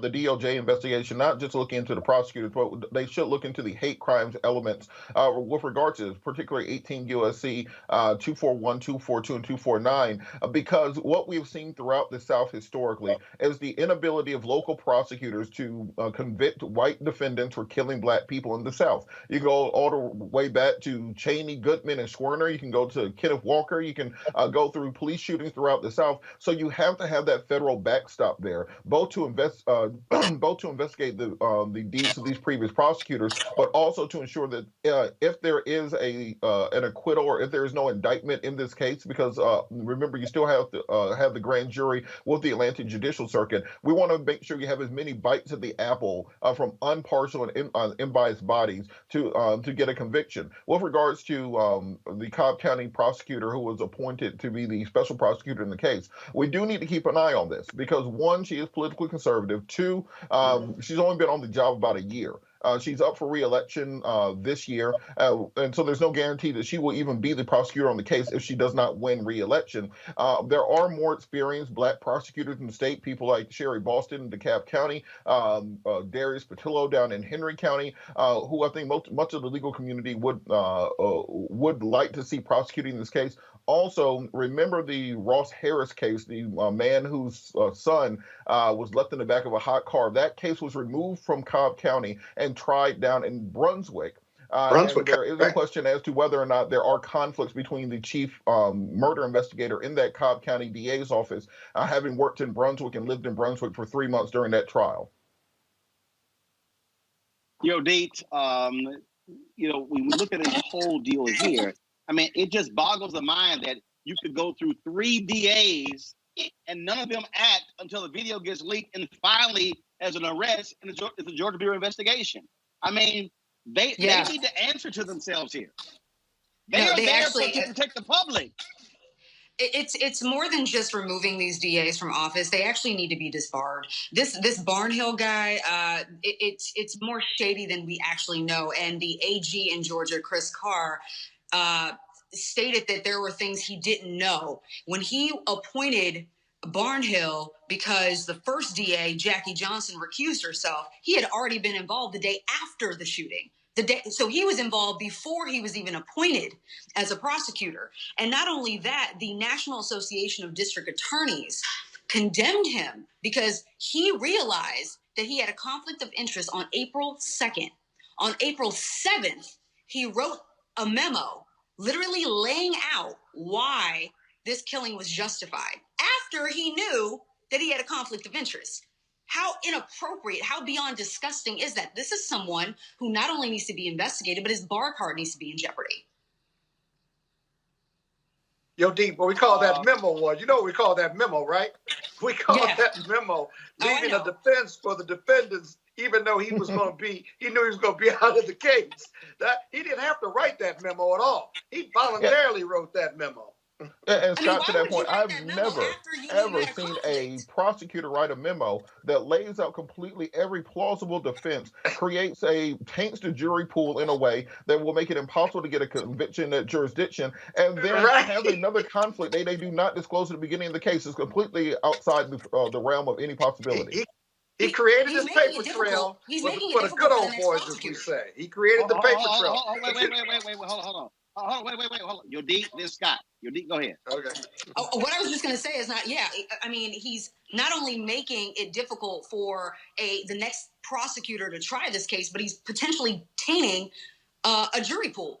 Hearing all of the defenses for the defense, and to put that in a memo format that was made public for anybody to read, it's disgusting. He needs to be removed and his bar license needs to be taken, period. Right. It was done purposefully. It really was. I mean, there's no accident when you do that because prosecutors don't have to put everything in writing. But the uneven justice system in Georgia has to be looked at. I think Robert's right about this. This is a broader issue. When I was researching the updates on this case, there's a case in the AJC, the Journal-Constitution, about Shannon Brown. A former NBA player, won a couple rings, lives in Fayetteville, Georgia. Now, his house is up for sale, and 2 people came to see the house. Apparently, there was some dispute. He got his rifle and fired a shot, didn't hit anybody. 4 to 6 hours later, the couple who came to the house reported him to the police. He was arrested hours later and recently released to go back to his home. He didn't kill anybody. He was defending his property, and he was arrested within hours of them reporting it, and they delayed the report. It's just completely uneven justice and enforcement in Georgia, and we've got to do something about it on a broad basis. Prosecutors have a lot of discretion, but it's got to be more even across the state of Georgia, I think. Well, they can start by getting rid of that citizens arrest law. I mean, it's there's no question about it. It's worse than staying your ground. Well, remember, Rainbow Push sued the state of Georgia in 2013 to try to repeal some of these laws. It's very difficult when you have a majority of one party, a constitutional majority in the House, the Senate, and all judicial agencies and the governor's mansion. But I think this might be the groundswell support that people need to get out there in November and replace many of these officials, because it is impossible to make the changes that are needed to have justice in the system as long as you have antiquated laws that go back to the Jim Crow past of the state. Yeah, but you got to elect blue Dems. You have to. You got to. The broader spectrum here is that this is a very red state. We know the corruption politically and civil rights, criminal justice system. But if black people vote in Georgia in numbers, we can change that red state to a blue state locally at the state level where these crimes matter, and those who prosecute them matter, and then the governor's race. That ought to be a priority, because politically, these are Republican decision makers making these decisions, not Democrats. But it's not enough to like I said, it's not enough to just remove these people from office. These lawyers, these prosecutors need to stop practicing law, because they'll go somewhere else and practice and still do the same You're thing. absolutely right. You're right. I couldn't disagree with you. I couldn't agree with you more. I've been at this a long time, perhaps longer than my colleagues on this panel, but I've never seen anything like it. And there's a lot that goes on wrong in the courtroom all around this country. But this is like something from a bad movie. That keeps happening. All right. Over and over again. All right, folks. Sorry, Roland, lawyers talk a lot. Yeah, no kidding, really. He let us talk this time. God bless you, Roland. Yeah, because you finally had something to say. There you go. Yo, D, Robert Scott. See, if you gonna open your mouth, I'm gonna hit you right back. All right, yo, D, Robert Scott. I really appreciate it. Thank you so very much. Every single night, we've got some of the top black experts. You're not gonna see them on cable news or broadcast news, because you swear black people aren't experts when it comes to this health crisis. That's why we have this show and why we do what we do every day on Roland Martin Unfiltered. Joining us right now is retired General Russell Honore, the nation's first black Surgeon General, Dr. Joycelyn Elders. John Hope Bryant, he is the founder of Operation Hope. Senator Kamala Harris of California, Dr. Cedrina Calder, retired General Lloyd Austin, Congresswoman Karen Bass, Commissioner Omari Hardick, Bureau President in Brooklyn, Eric Adams, Dr. Joseph Graves, America's Wealth Coach, Deborah Owens, Dr. Corey Abear, Patal Saul, Howard University student, Pastor Jamal Bryant, Dr. Christy McDowell, Benja Ajilore, senior economist at the Center for American Progress, Gilda Daniels, again, author of the book, The Crisis of Voter Suppression in America. 4 stars, General Kip Ward, Dr. Oliver Brooks is president of the National Medical Association, president of the American Medical Association, Dr. Patrice Harris, Joby Benjamin, Dr. Alexia Gaffney, infectious disease specialist, Dr. Georges Benjamin, executive director of the American Public Health Association, Malcolm Nance, family medicine physician, Dr. Jen Caudle, Dr. Tashaka Cunningham, a molecular biologist, Kat Stafford. She's a national race and ethnicity reporter for the Associated Press. Dr. Wayne A.I. Frederick, who is the president of Howard University, Congresswoman Yvette Clark from the state of New York, William Spriggs, AFL-CIO economist, Andrea James, executive director of the National Council for Incarcerated and Formerly Incarcerated Women and Girls. All right, let's go to Capitol Hill. Congressman Gregory Meeks, Congresswoman Eddie Bernice Johnson of Texas, Congresswoman Barbara Lee, Minnesota Senator Amy Klobuchar, mental health clinician Jamie Singletary, Prince George's County State's Attorney Aisha Brayboy, as well as Dylan Hayrie, ACLU Justice Division strategist. Dr. Cindy Duke, she is a virologist. psychologist. Principal Steve Perry of Capital Prep. Health and wellness specialist Dr. Yolanda Hancock. Desmond Meade, president of the Florida Rights Restoration Coalition. Cliff Albright, who is the co-founder of Black Voters Matter. Michael Harriot with The Root. Mina McWhorter, founder of Love by the Hand. Dr. Julian Malvo, economist, president, Emerita Bennett College. Coroner Michael Fowler is a mayor of Atlanta. Keisha Lance Bottoms, mental health therapist Suzette Clark. Justin Gibney, attorney and political strategist, and Bishop Vincent Matthews Jr. Dr. Suzette McKinney, CEO and executive director of the Illinois Medical District. Dr. Leon McDougall, president-elect of the National Medical Association. Jana Bailey, mayor of Moss Point, Mississippi. Mario King. We're going to keep driving this thing to make sure our people are fully aware, safe, protected from coronavirus. You getting the top medical experts, top business experts, top political experts, top religious experts, because that's why we do what we do. Unapologetically and unfiltered. Ain't nobody else in the black media space doing what we do. Watch Roland Martin Unfiltered daily at 6 p.m. Eastern on YouTube, Facebook, or Periscope, or go to RolandMartinUnfiltered.com. Support the Roland Martin Unfiltered Daily Digital Show by going to RolandMartinUnfiltered.com. Our goal is to get 20,000 of our fans contributing $50 each for the whole year. You can make this possible. RolandMartinUnfiltered.com.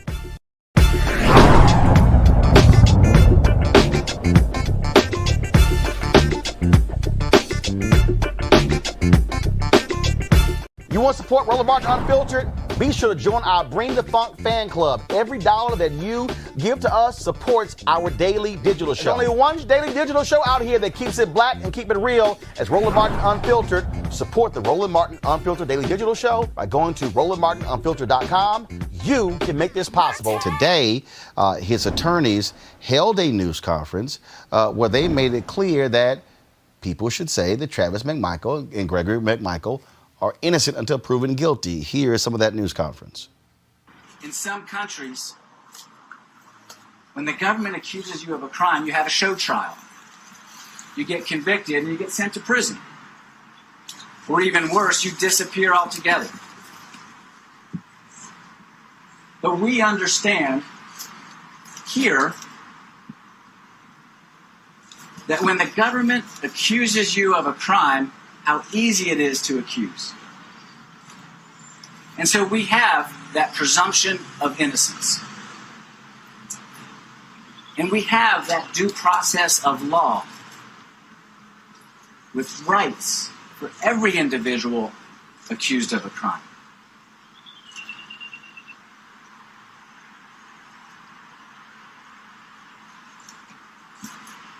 We need to be mindful of those rights that are embedded in the very fabric of our society, that are promises made by our Constitution, a document we hold up to other countries as an example of how government should function. And so I implore all of you, members of the media, reporters, journalists, commentators, and the listeners and readers that follow your lead. Don't rush to judgment. Our evidence in a court of law, whether it's in Glenn County or someplace else, the government will have an opportunity to present its evidence in a court of law, and then, and only then you can judge. Our cases, the tragedies associated with these cases. Mr. Arbery's death is a tragedy.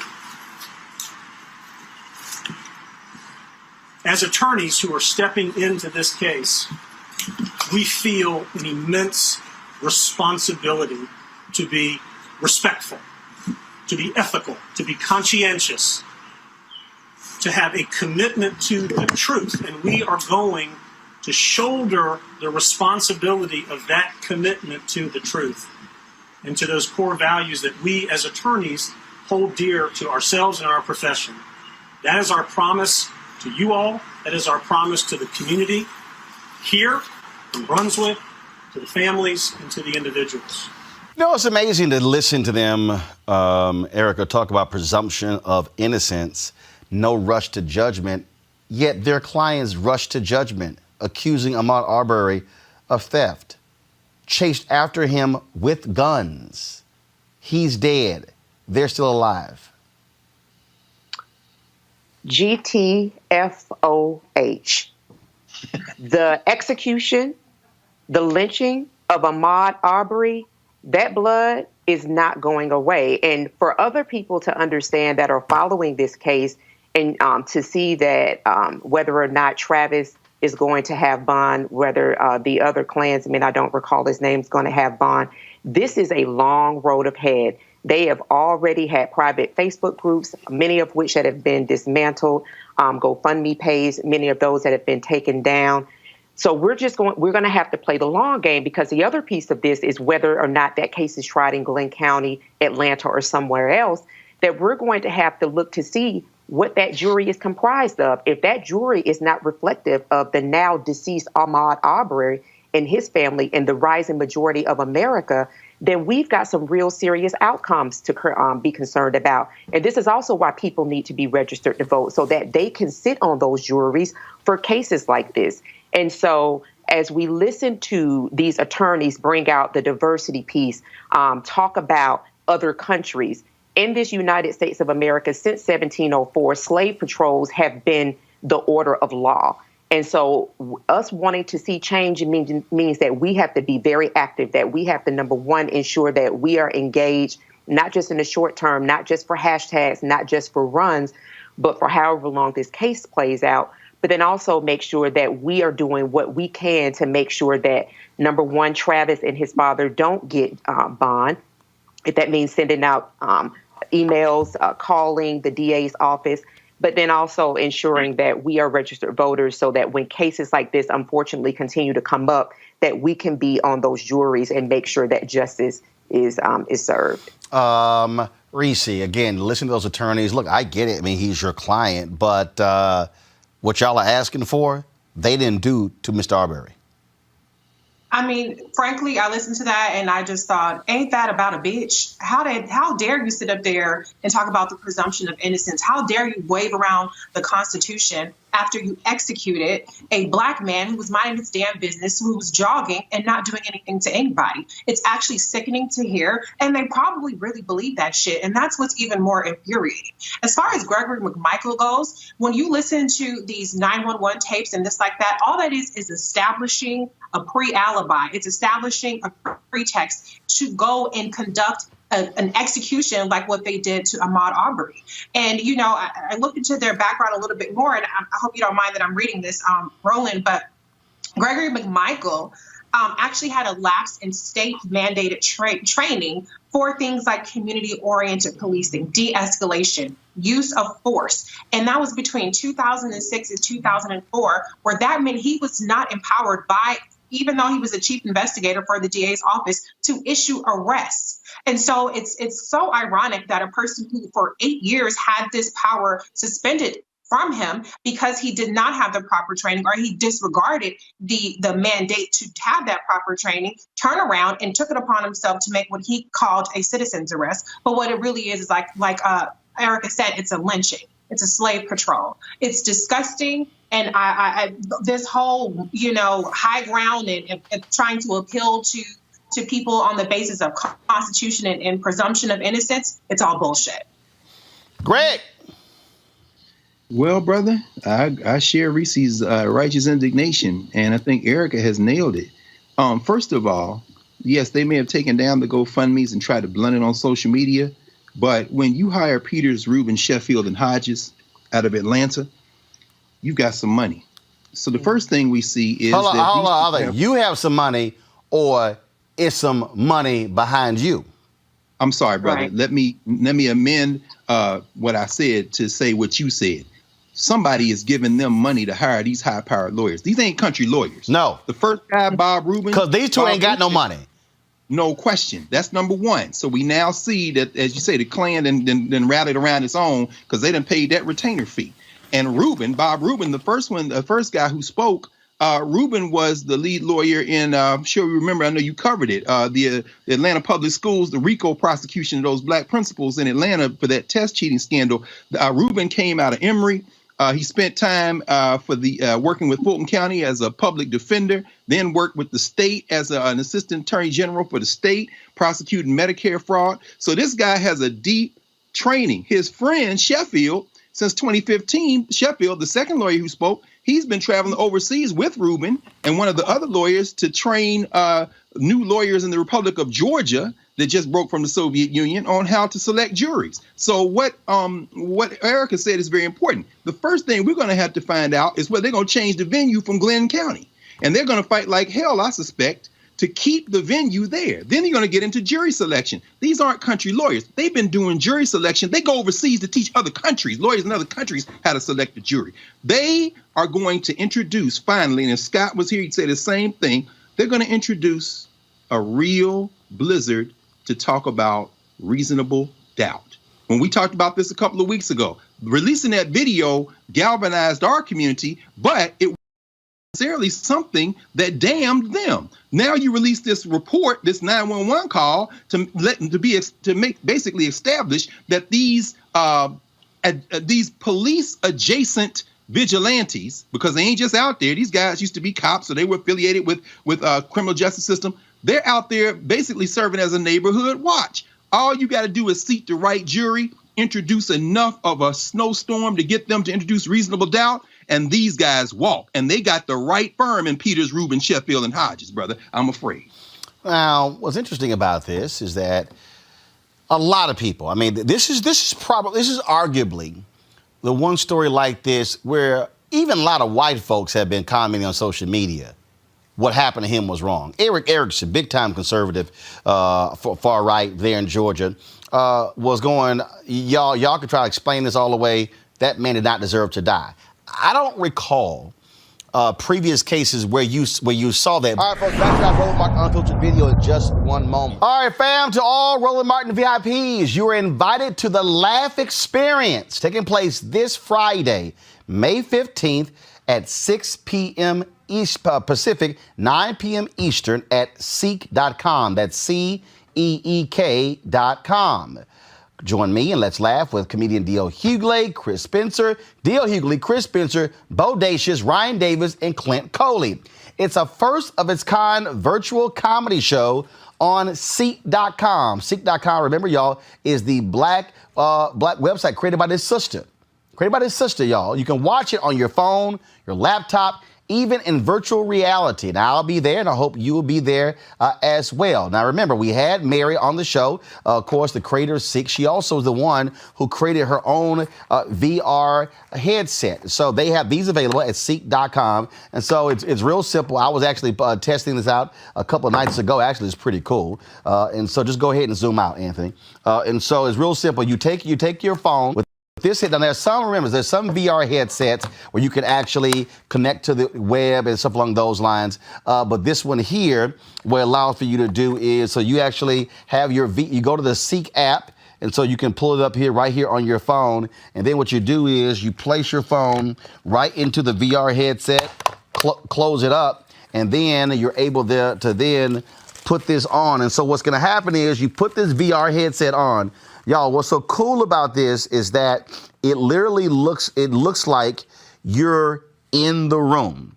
So what's going to happen is they'll be live, and so you can sit here and you can look all around. You can look at the ceiling all around. It's going to be pretty cool. The first time ever, again, a virtual reality comedy showcase that's taking place this Friday. And so that's what it looks like once you're inside. You get to be able to look around on the inside of this room. It's pretty cool. And so you can do this again. It's created by a sister, this device and the site as well. She also created these 360-degree sound headphones. Y'all, these are boss, okay?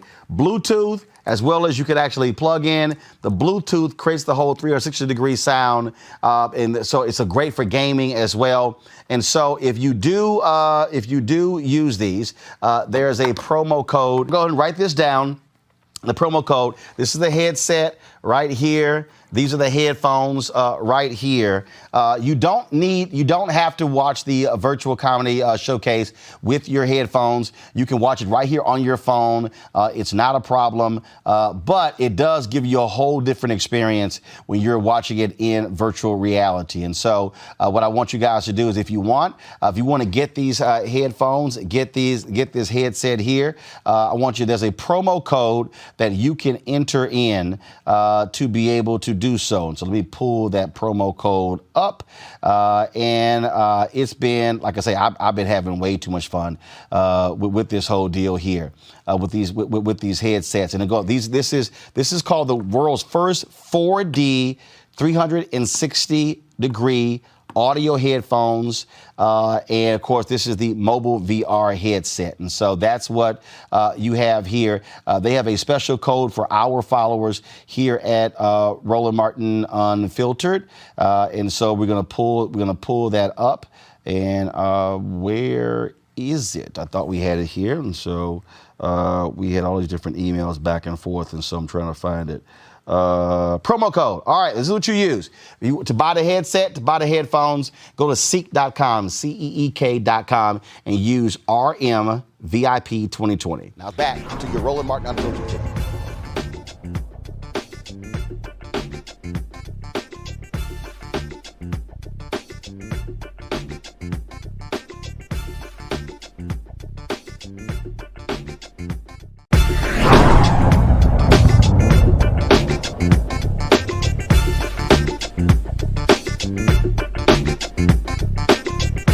You want to support Roland Martin Unfiltered? Be sure to join our Bring the Funk fan club. Every dollar that you give to us supports our daily digital show. There's only one daily digital show out here that keeps it black and keep it real as Roland Martin Unfiltered. Support the Roland Martin Unfiltered daily digital show by going to RolandMartinUnfiltered.com.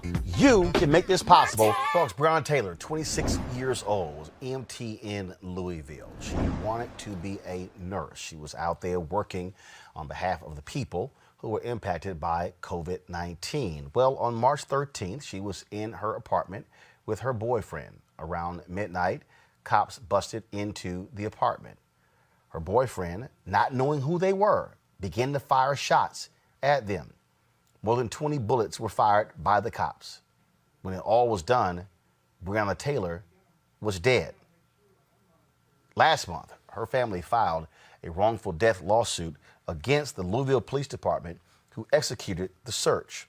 This is what the Washington Post, this is a story by Erin Haynes in partnership with the Washington Post, wrote. She's with the 19th, which is an organization, journalism organization focused on women's issues. Look at this, folks, here.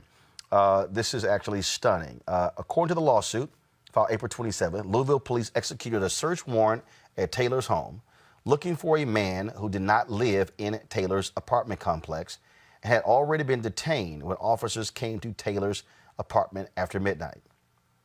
Taylor's boyfriend, Kenneth Walker, was also in the apartment and, according to the lawsuit, shot at officers when they attempted to enter without announcing themselves.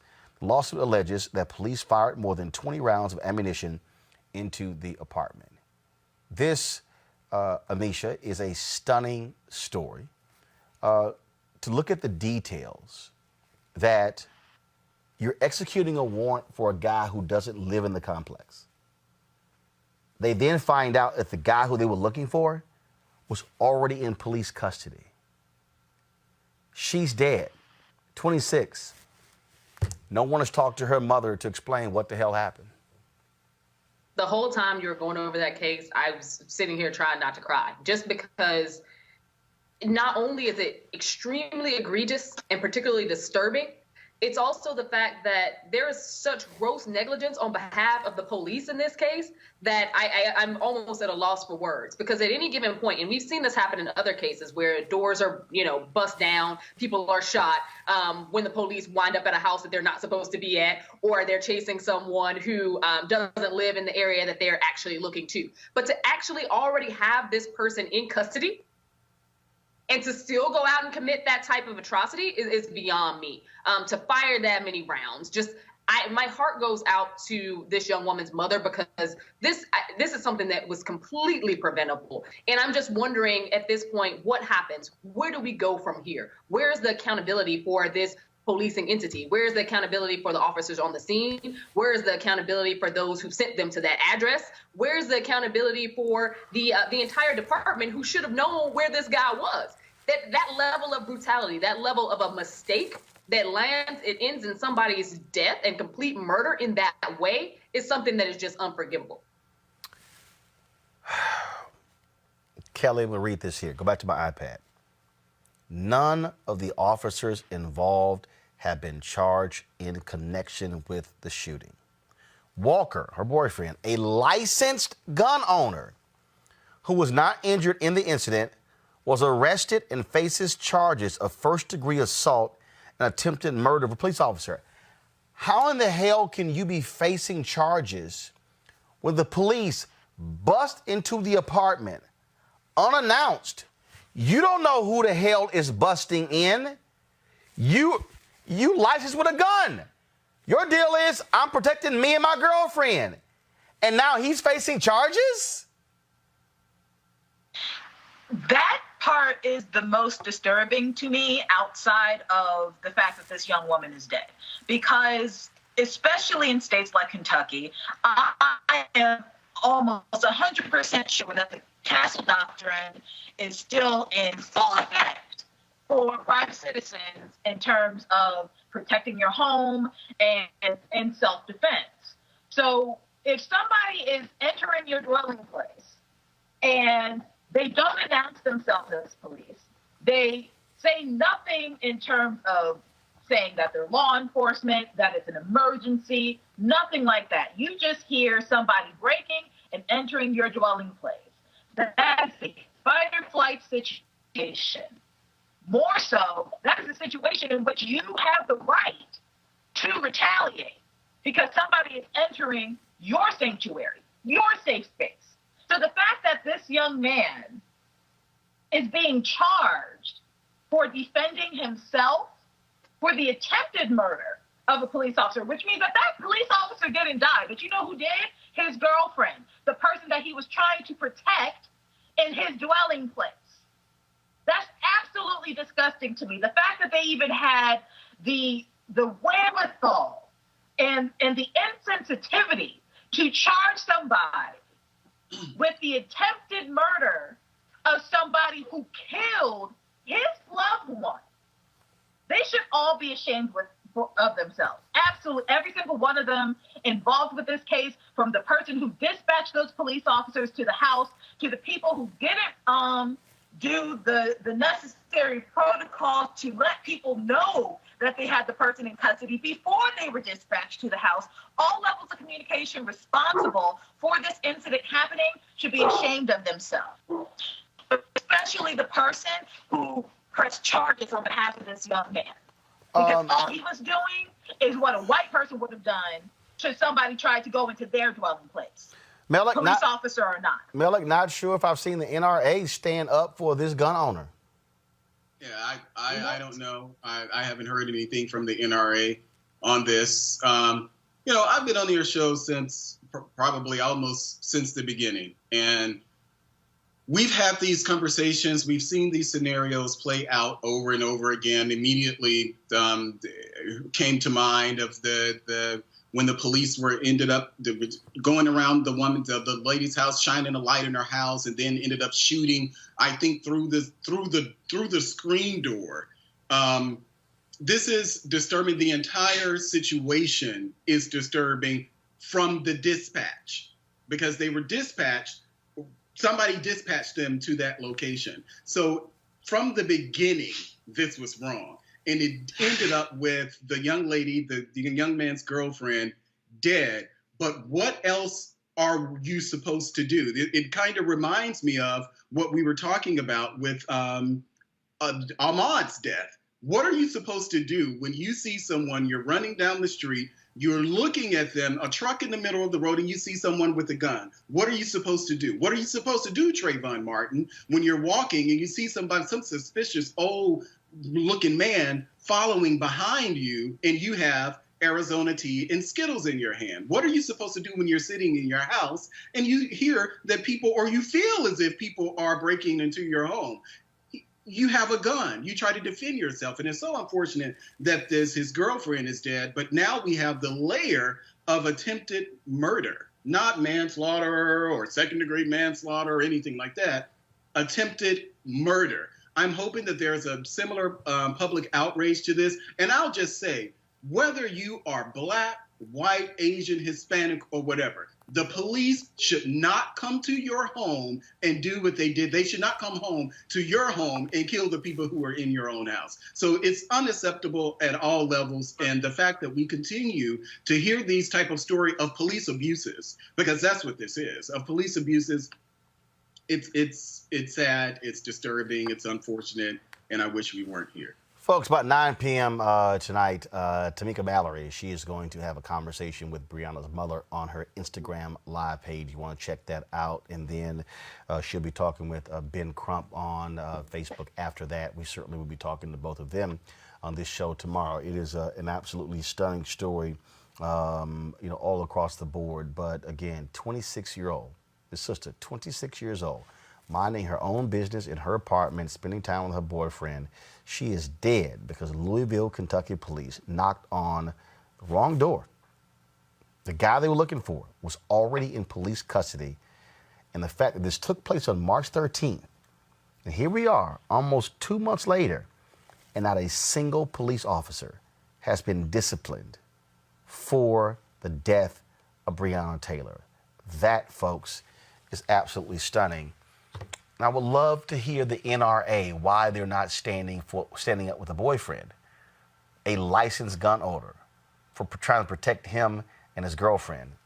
Yet the cops are hitting him with attempted murder charges. That, to me, folks, is just unbelievable.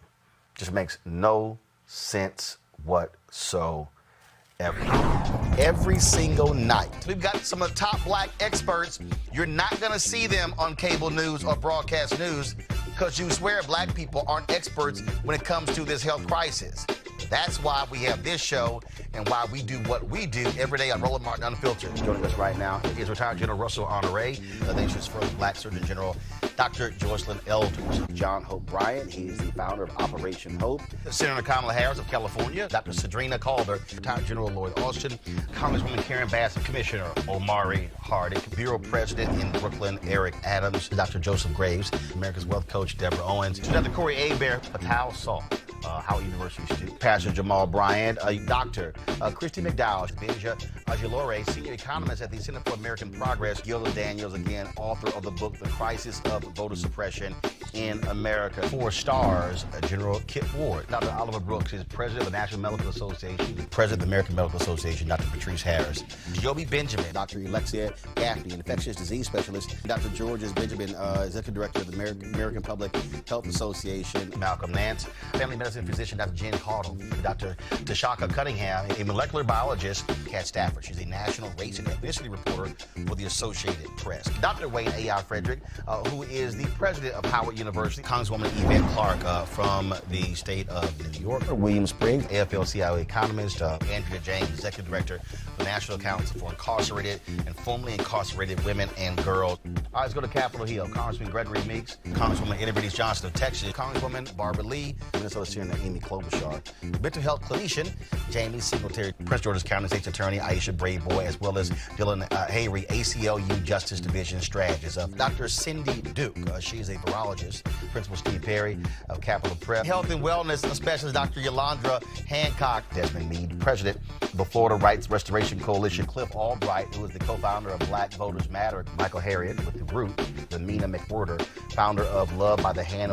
Dr. Julianne Malvo, economist, president, Emerita Bennett College. Coroner Michael Fowler is the mayor of Atlanta. Keisha Lance Bottoms, mental health therapist. Suzette Clark, Justin Gibney, attorney and political strategist, and Bishop Vincent Matthews Jr. Dr. Suzette McKinney, CEO and executive director of the Illinois Medical District. Dr. Leon Madugal, president-elect of the National Medical Association. Jana Bailey, mayor of Moss Point, Mississippi.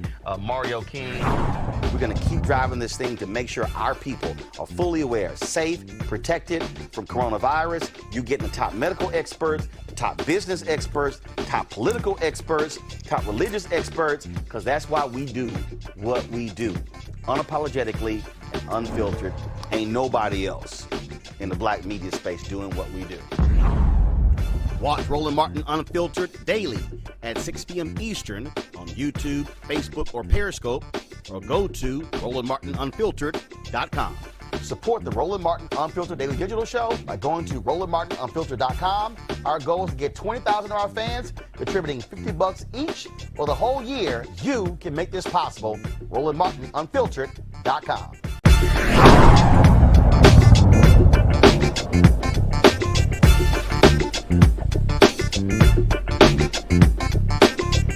You want to support Roland Martin Unfiltered? Be sure to join our Bring the Funk fan club. Every dollar that you give to us supports our daily digital show. There's only one daily digital show out here that keeps it black and keep it real as Roland Martin Unfiltered. Support the Roland Martin Unfiltered Daily Digital Show by going to RolandMartinUnfiltered.com. You can make this possible. White woman in Marietta, Georgia, Cobb County, gets pulled over by the cops. This is not a practical joke. This is real dash cam video. Watch this. Raise the hand in the door. Now listen to me. Call the person that was coming to get you. Tell them they don't need to come. All right? Yes. Okay? So go ahead and call them. I'm going to take you to jail, and I'm going to impound the car. Before that, she needs to go to... No. I can't call them if you don't open the door. Why can't you? Because I will not put my... Use your phone. It's in your lap right there. I just don't want to put my hands down. I'm really sorry. You're just really wrong. No. I've just been way too many videos of problems. But you're not black. Remember, we only kill black people. Yeah, we only kill black people, right? All the videos you've seen, have you seen white people get killed? You have. I don't know what's in his heart, but I certainly know what came out of his mouth. And it's inexcusable, and we have to take appropriate action. The recommendation is to terminate his employment from the Cobb County Police Department. Scott. Wow. We only shoot black people. Wow. How? You know what, Roland? I think I got you. I saw the video. No, you're here. Go ahead. Wow, that he actually said that as a professional, whatever your profession is, that he should be fired for just being dumb and making dumb statements. I can live with him being a racist, but he shouldn't put that on us and put that on somebody in public. He didn't even know who that woman was, and he wasn't gonna, and he admitted that. So that's what's in his head and heart. But I must tell you, as a former prosecutor, I'm gonna tell you, there are a lot of police officers around this country who really think like that. When they refer to black and brown defendants or people being arrested, they refer to them as dogs, mopes, perps, inhumane terms that now, if they say that in the confines of the complaint office of the DA's office, what do you think they say and do and feel and how they perceive people of color in the public, where they're King Kong, that they control the narrative on the street? There's a direct correlation between that. And so I'm not surprised that he feels that way. I'm surprised that he said it, but he said it because he felt safe, because presumably the person he was talking to was white, and he presumed they felt the same way too. That is a crazy video, Mustafa. Mm-hmm. Very much so. Unfortunately, it's the reality that all of us know is going on. And it plays out in the numbers. We know that more people of color, black and brown folks, get pulled over for traffic stops, many times for no real justification or no real reason behind it. And then they continue to escalate in that situation. And when you do that disproportionately, that plays into why more folks are actually also getting killed. And it goes back to the root of each individual. And unfortunately, and I have law enforcement folks in my family, you know, that there are those who believe that, you know, black and brown people's lives have less value, that we're more violent, and a number of other, you know, false facts. Lauren. Yeah, I mean, pretty amazing. You'd like to think that he was being facetious or he might have been joking, but either way, It's not going to work. And I'm just glad to see that they decided to fire, or they decided to recommend that he be terminated. Look, I mean, to sit there and again, you have the sheriff going, I don't know what's in his heart, but I know what he said. For you to say something like that, yeah, trust me, it's exactly how you feel. And so that But is Roland, he just said that to comfort that white woman. right. He said that to comfort that white woman. Think about that. Right, like, baby, don't worry about it. We ain't gonna shoot you. We ain't gonna shoot you. You're fine. We ain't gonna shoot you. But for that to come out of your mouth speaks to exactly how you feel about black folks. That's what it does. You make it clear how you feel about black folks. All right, folks, back to that Roland Martin Unfiltered video in just one moment. All right, fam, to all Roland Martin VIPs, you are invited to the Laugh Experience taking place this Friday, May 15th at 6 p.m. Pacific, 9 p.m. Eastern at Ceek.com. That's CEEK.com. Join me and let's laugh with comedian D.L. Hughley, Chris Spencer, D.L. Hughley, Chris Spencer, Bodacious, Ryan Davis, and Clint Coley. It's a first-of-its-kind virtual comedy show on Ceek.com. Ceek.com, remember, y'all, is the black website created by this sister. Y'all. You can watch it on your phone, your laptop, even in virtual reality. Now, I'll be there, and I hope you will be there as well. Now, remember, we had Mary on the show, of course, the creator of Ceek. She also is the one who created her own VR headset. So they have these available at Ceek.com. And so it's real simple. I was actually testing this out a couple of nights ago. Actually, it's pretty cool. And so just go ahead and zoom out, Anthony. And so it's real simple. You take your phone with this head. Now, there's some VR headsets where you can actually connect to the web and stuff along those lines. But this one here, what it allows for you to do is, so you actually have you go to the Ceek app, and so you can pull it up here, right here on your phone. And then what you do is you place your phone right into the VR headset, close it up, and then you're able to then put this on. And so what's going to happen is you put this VR headset on. Y'all, what's so cool about this is that it literally looks like you're in the room. So what's going to happen is they'll be live, and so you can sit here and you can look all around. You can look at the ceiling all around. It's going to be pretty cool. The first time ever, again, a virtual reality comedy showcase that's taking place this Friday. And so that's what it looks like once you're inside. You get to be able to look around on the inside of this room. It's pretty cool. And so you can do this again. It's created by a sister, this device and the site as well. She also created these 360-degree sound headphones. Y'all, these are boss, okay? Bluetooth, as well as you could actually plug in. The Bluetooth creates the whole 360-degree sound, and so it's great for gaming as well. And so if you do use these, there's a promo code. Go ahead and write this down. The promo code. This is the headset right here. These are the headphones right here. You don't have to watch the virtual comedy showcase with your headphones. You can watch it right here on your phone. It's not a problem, but it does give you a whole different experience when you're watching it in virtual reality. And so what I want you guys to do is if you want to get these headphones, get this headset here, there's a promo code that you can enter in to be able to do so. And so let me pull that promo code up. And it's been, like I say, I've been having way too much fun with this whole deal here, with these headsets. And this is called the world's first 4D 360-degree audio headphones, and of course this is the mobile VR headset. And so that's what you have here. They have a special code for our followers here at Roland Martin Unfiltered, and so we're gonna pull that up. And where is it? I thought we had it here, and so we had all these different emails back and forth, and so I'm trying to find it. Promo code. All right, this is what you use.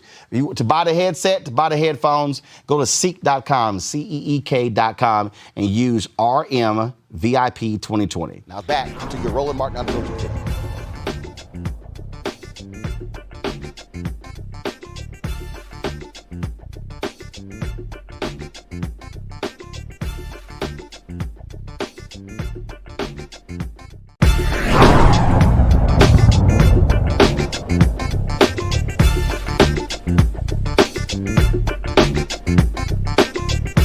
You want to support Roland Martin Unfiltered? Be sure to join our Bring the Funk fan club. Every dollar that you give to us supports our daily digital show. There's only one daily digital show out here that keeps it black and keep it real. As Roland Martin Unfiltered. Support the Roland Martin Unfiltered daily digital show by going to RolandMartinUnfiltered.com.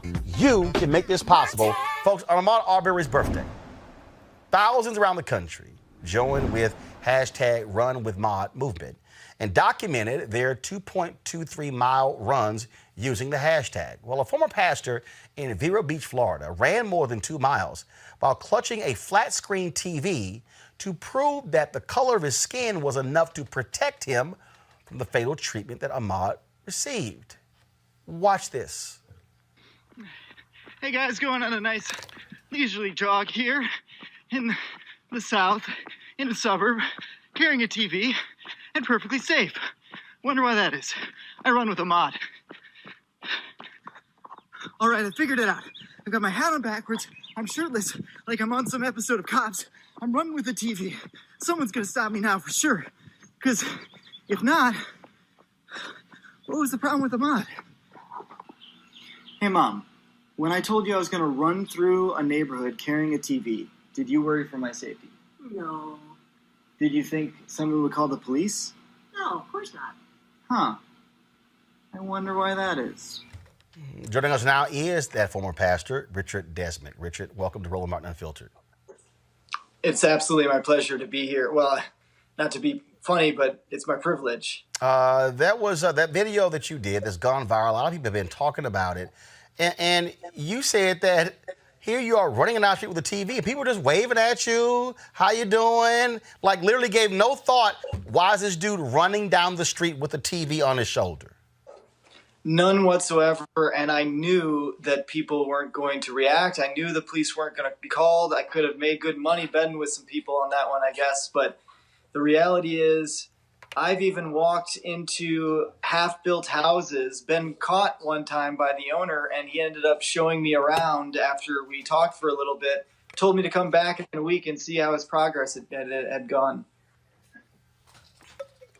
That's crazy. And see, what's interesting about this is so many people, since the story became national, Arbery's story, people have been saying, black people, white people saying, I always do this. Now, look, the house I had constructed, I didn't walk in the damn house but one time because I'm like, I don't see what the heck is going on.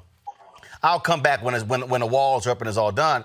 But that's a thing. But all of a sudden, what you're proving in your video is that when you change the color of the person's skin, it changes people's whole view of that situation.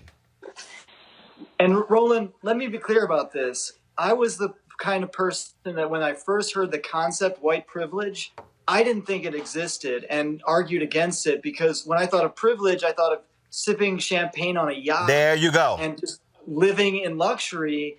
What I didn't understand is the basic human decency that people of color don't experience. Well, you know what? What you just said is what I have long said, that the problem with the phrase white privilege is that, yeah, most people hear white privilege and they think an aristocrat, they think a WASP, they think somebody who is rich, not realizing that you can be the brokest white person in the world, but you get white privilege just because you're white. One of the things that has really come out of this, because I've been invited to all these amazing conversations and I'm learning, I'm growing, I'm figuring things out for the first time, is that a lot of people of color, they don't know how little we know as the white community. We hear about this every once in a while. Yeah, we do. Some do. Yeah, some do. But a lot of us are ignorant. We just don't know how bad the problem is.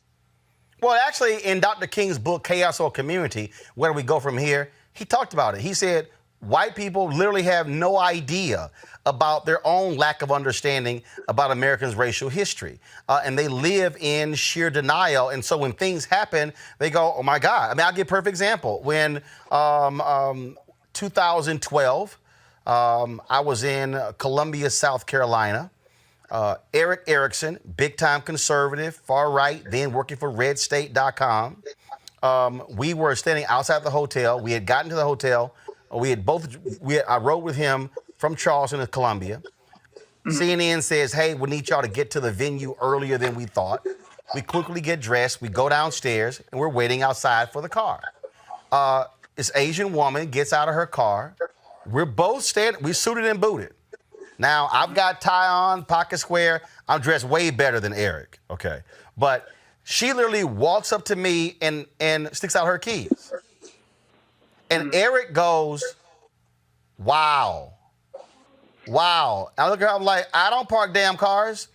And Eric said, what you just said, Eric said, Roland, all these years, I have heard black people describe this very situation, and I felt that they were just, not making it up, but just embellishing, and it wasn't that big of a deal. He said, this is the first time I saw with my own eyes what black people experience, and he was just blown away. He went on his radio show that following Monday and talked about it, and he said, I had never experienced it, and that's part of the deal. I think what these videos have done, these videos have shown white people, and it's like, damn, these black people were not joking. This stuff actually happens. Just like the Vietnam War, when all of a sudden people saw the videos of the horrors of war, it kind of woke them up to it and said, this isn't okay. I think that the videos of Ahmaud, that's what happened to me. It was a compound effect. There were some videos that led up to this, but when I saw Ahmaud's, I still sometimes close my eyes and I see him dying. And it's what compels me to say, okay, this is a human problem. We need to speak up, and the people in my community need to speak up. And I applaud Sean King for giving me very simple instructions, because that's the thing. I am a millennial. I do as little as possible typically. He made it really easy for me to know what to do. He told me exactly what to do. I just carried a TV while doing it. Well, I think that I want to bring in my panel right here, Rob, Chris, and Brittany. I'm sure they have some questions for you. Brittany, I want to start with you. Sure. I applaud you for what you've done. Thank you so much for bringing attention to this. I thought you brought up a really excellent point about saying, white folks in this country are really ignorant. What I think is interesting, and this is me coming from the educational perspective, do you feel as though race and racial history in the country is something that you learned when you were growing up through the secondary school system and perhaps even in college? I think I heard the Cliff Notes versions of it, and I independently studied a lot on Martin Luther King Jr., but I've probably learned more about the history of race in the last week than I have in my entire schooling. Chris, your question for Richard Desmond. Yeah, Richard, first of all, I want to say I think it's phenomenal what you did, and I think it's truly inspiring, and I hope others can do the same. But I really want to understand your faith, and I think it's phenomenal. And so, what was your real inspiration? I know you talked to Sean King, but what was your inspiration and the impact that you really wanted to make? What inspired you to do so, and what kind of impact did you really expect to make when you first thought of this? I was really hoping that I would get 1,000 views. So you got to understand this. Like, this is totally unexpected, and it's opened my eyes to just the need for people, or maybe the lack of support of people in my community speaking up against this issue. There's a lot of us that do care. So now I'm kind of going, okay, now that this reaction has taken place and I'm learning all about the problem, my eyes are opening, what's next. Right. And because the forethought wasn't much, it was just something needs to be done. It was a compound effect. And yeah, my hero and inspiration was, of course, Jesus Christ, which a lot of people think of as a shockingly bleached skin, fine robe wearing religious man, but he actually was a revolutionary who created the first society that all people of all walks of life called each other brothers and sisters. And so I hope to follow in his footsteps as best I can and try to figure out how to create bridges for unity in these very complex cultural problems that we've had for hundreds of years. My part is probably going to be small in that, but I want to do whatever I can. Rob? First of all, I also want to share in applauding for what you've done. And Chris kind of asked my question, but I have a follow-up to that. So it sounds like, if I'm correct, you were inspired and really changed your perspective seeing the injustice of what happened to Ahmaud Arbery. if that's the case, how do you think we have to take? I want you to take yourself back to the mindset you have, and I think the reaction to when you hear something like white privilege. I think it's you described it best. Somebody is rich or something like that. But there's also this. I do think this automatic reaction because people are like, well, that's just a way of trying to blame me for something. I didn't do anything wrong. I'm not a racist. I didn't kill Ahmaud Arbery. How do we? Because I think we as Black people can talk about it forever, and we have to live it. We have to go through it. We have no choice. How do you think we can reach more people in your congregation and others who might have the same initial reaction to say, like, well, I didn't kill Ahmaud Arbery, so why should I be concerned about that? Well, I think one of the things that happened with me that has really helped me become not only a one-time TikTok video guy, but somebody who wants to take up this mantle is by the reception that I've gotten, that it was so welcomed, and I've been invited into conversations like this, and I just absolutely am floored and amazed and honored to be part of these conversations. So that's part of it. But what I'll say is, to speak on one of the things you kind of reference is, I'm not a racist, right? I'm not a racist. So the moment you call someone a racist, they're immediately always trying to think of the reason why they're not a racist. And they'll always find something. Everybody, no matter how racist the person is, they'll pretty much always find a reason. I've got a Black friend. We've all heard that kind of stuff. And instead, what I'm trying to do is when I talk to my white friends about the prejudice, the prejudgments that they're making in their lives and their hearts that are actually negatively affecting other people. Because while you might not consider yourself a racist, and I'm talking to my white community here, but when you might not consider yourself a racist, you probably have prejudgments that might be negatively affecting people. And so, I don't know, that's at least one of the ways I think we can turn the conversation to a way that is people are a little bit more receptive to have white awareness. Yeah.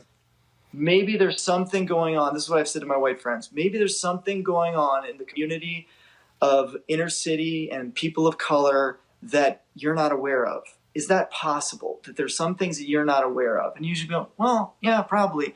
Okay, maybe we should listen. That's what I've been saying. And I would also say one final thing, if we can, on this. It's, as we go to churches, I'm also a Christian too, and I think we have to put ourselves in uncomfortable situations. And it's not comfortable to talk about race. The truth is, I think there are some people that are well-meaning, but just don't want to have the conversation because it's too difficult. So, but that leads to indifference.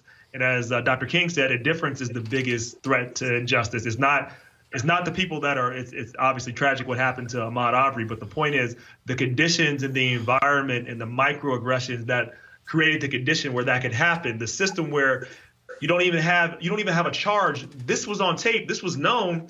And the fact that this could go on tells you that this goes on a lot more often and people accept it because of indifference. So I think we have to put ourselves in these uncomfortable situations as Christians. So I admire what you're doing. I say keep putting yourself in uncomfortable situations. Well, and I think what it requires, I think it requires white people like Richard to go talk to white people. Absolutely. I think because the reality is, Richard, and look, the reality is there are things that you have heard in conversations your whole life that no Black people were present. And what it requires is somebody white at that moment saying, hold up, what do you mean by that? Explain that. Why is that your view? What you got? And that's the piece. That's the thing that it requires. You need white people in white places, in white spaces, challenging other white people on exactly what you talked about.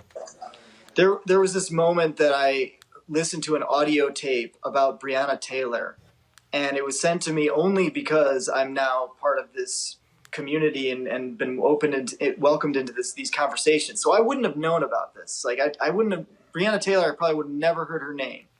And there was this moment when I was listening to this very emotional tape and thinking, this isn't comfortable. I'd rather not look at this. And then I thought, I actually could not look at this.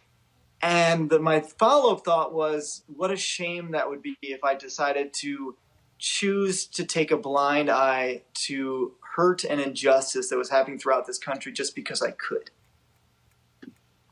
That's the thing that we need to fight with the white community for, and my community, that I need to fight. I'll say that, because that's my part that I can hopefully play, is to say, I know we could put a blind eye to this, but that's not what we meant by color blindness, is that we're blind to injustice. That's not what we want. We want white awareness. Richard, you make a great point. Sir, we appreciate it. Thank you so very much for doing that video. And hopefully there are people who are going to be paying attention and will be listening to what you have to say and having those very difficult but critically important conversations. I thank the real warriors like you guys who are fighting this fight every day. I'm just grateful that I was able to make an impact, even a small one. All right, then. Thanks a lot, sir. God bless. All right, folks, back to our Roland Martin Unfiltered video in just one moment. This is the Ceek VR headset created by Mary Spiel, the sister. We had her on the show. Black woman. She actually is the inventor of this particular headset. And so what happens is you just simply place your phone right into here, and then of course close it up, and then go to their website and then their app, and you can actually experience the comedy showcase. And so they have these headsets, these VR headsets, on their site Ceek.com for sale. Then also they have these 4D 360-degree headphones. First of all, I love the two stuff because they're in black and gold, my frat colors. But these are awesome because for gamers, it comes with detachable headset, and again, folks, it gives you 360-degree sound. Amazing sound. If you want to buy these, you have a promo code you can use. This is just for our followers, and it is RMVIP2020. RMVIP2020. Put that promo code in if you want to buy the headphones, buy the VR headset. You get that discount to buy it. They're amazing. So Ceek.com, RMVIP2020. Now back to your Roland Martin Unfiltered video.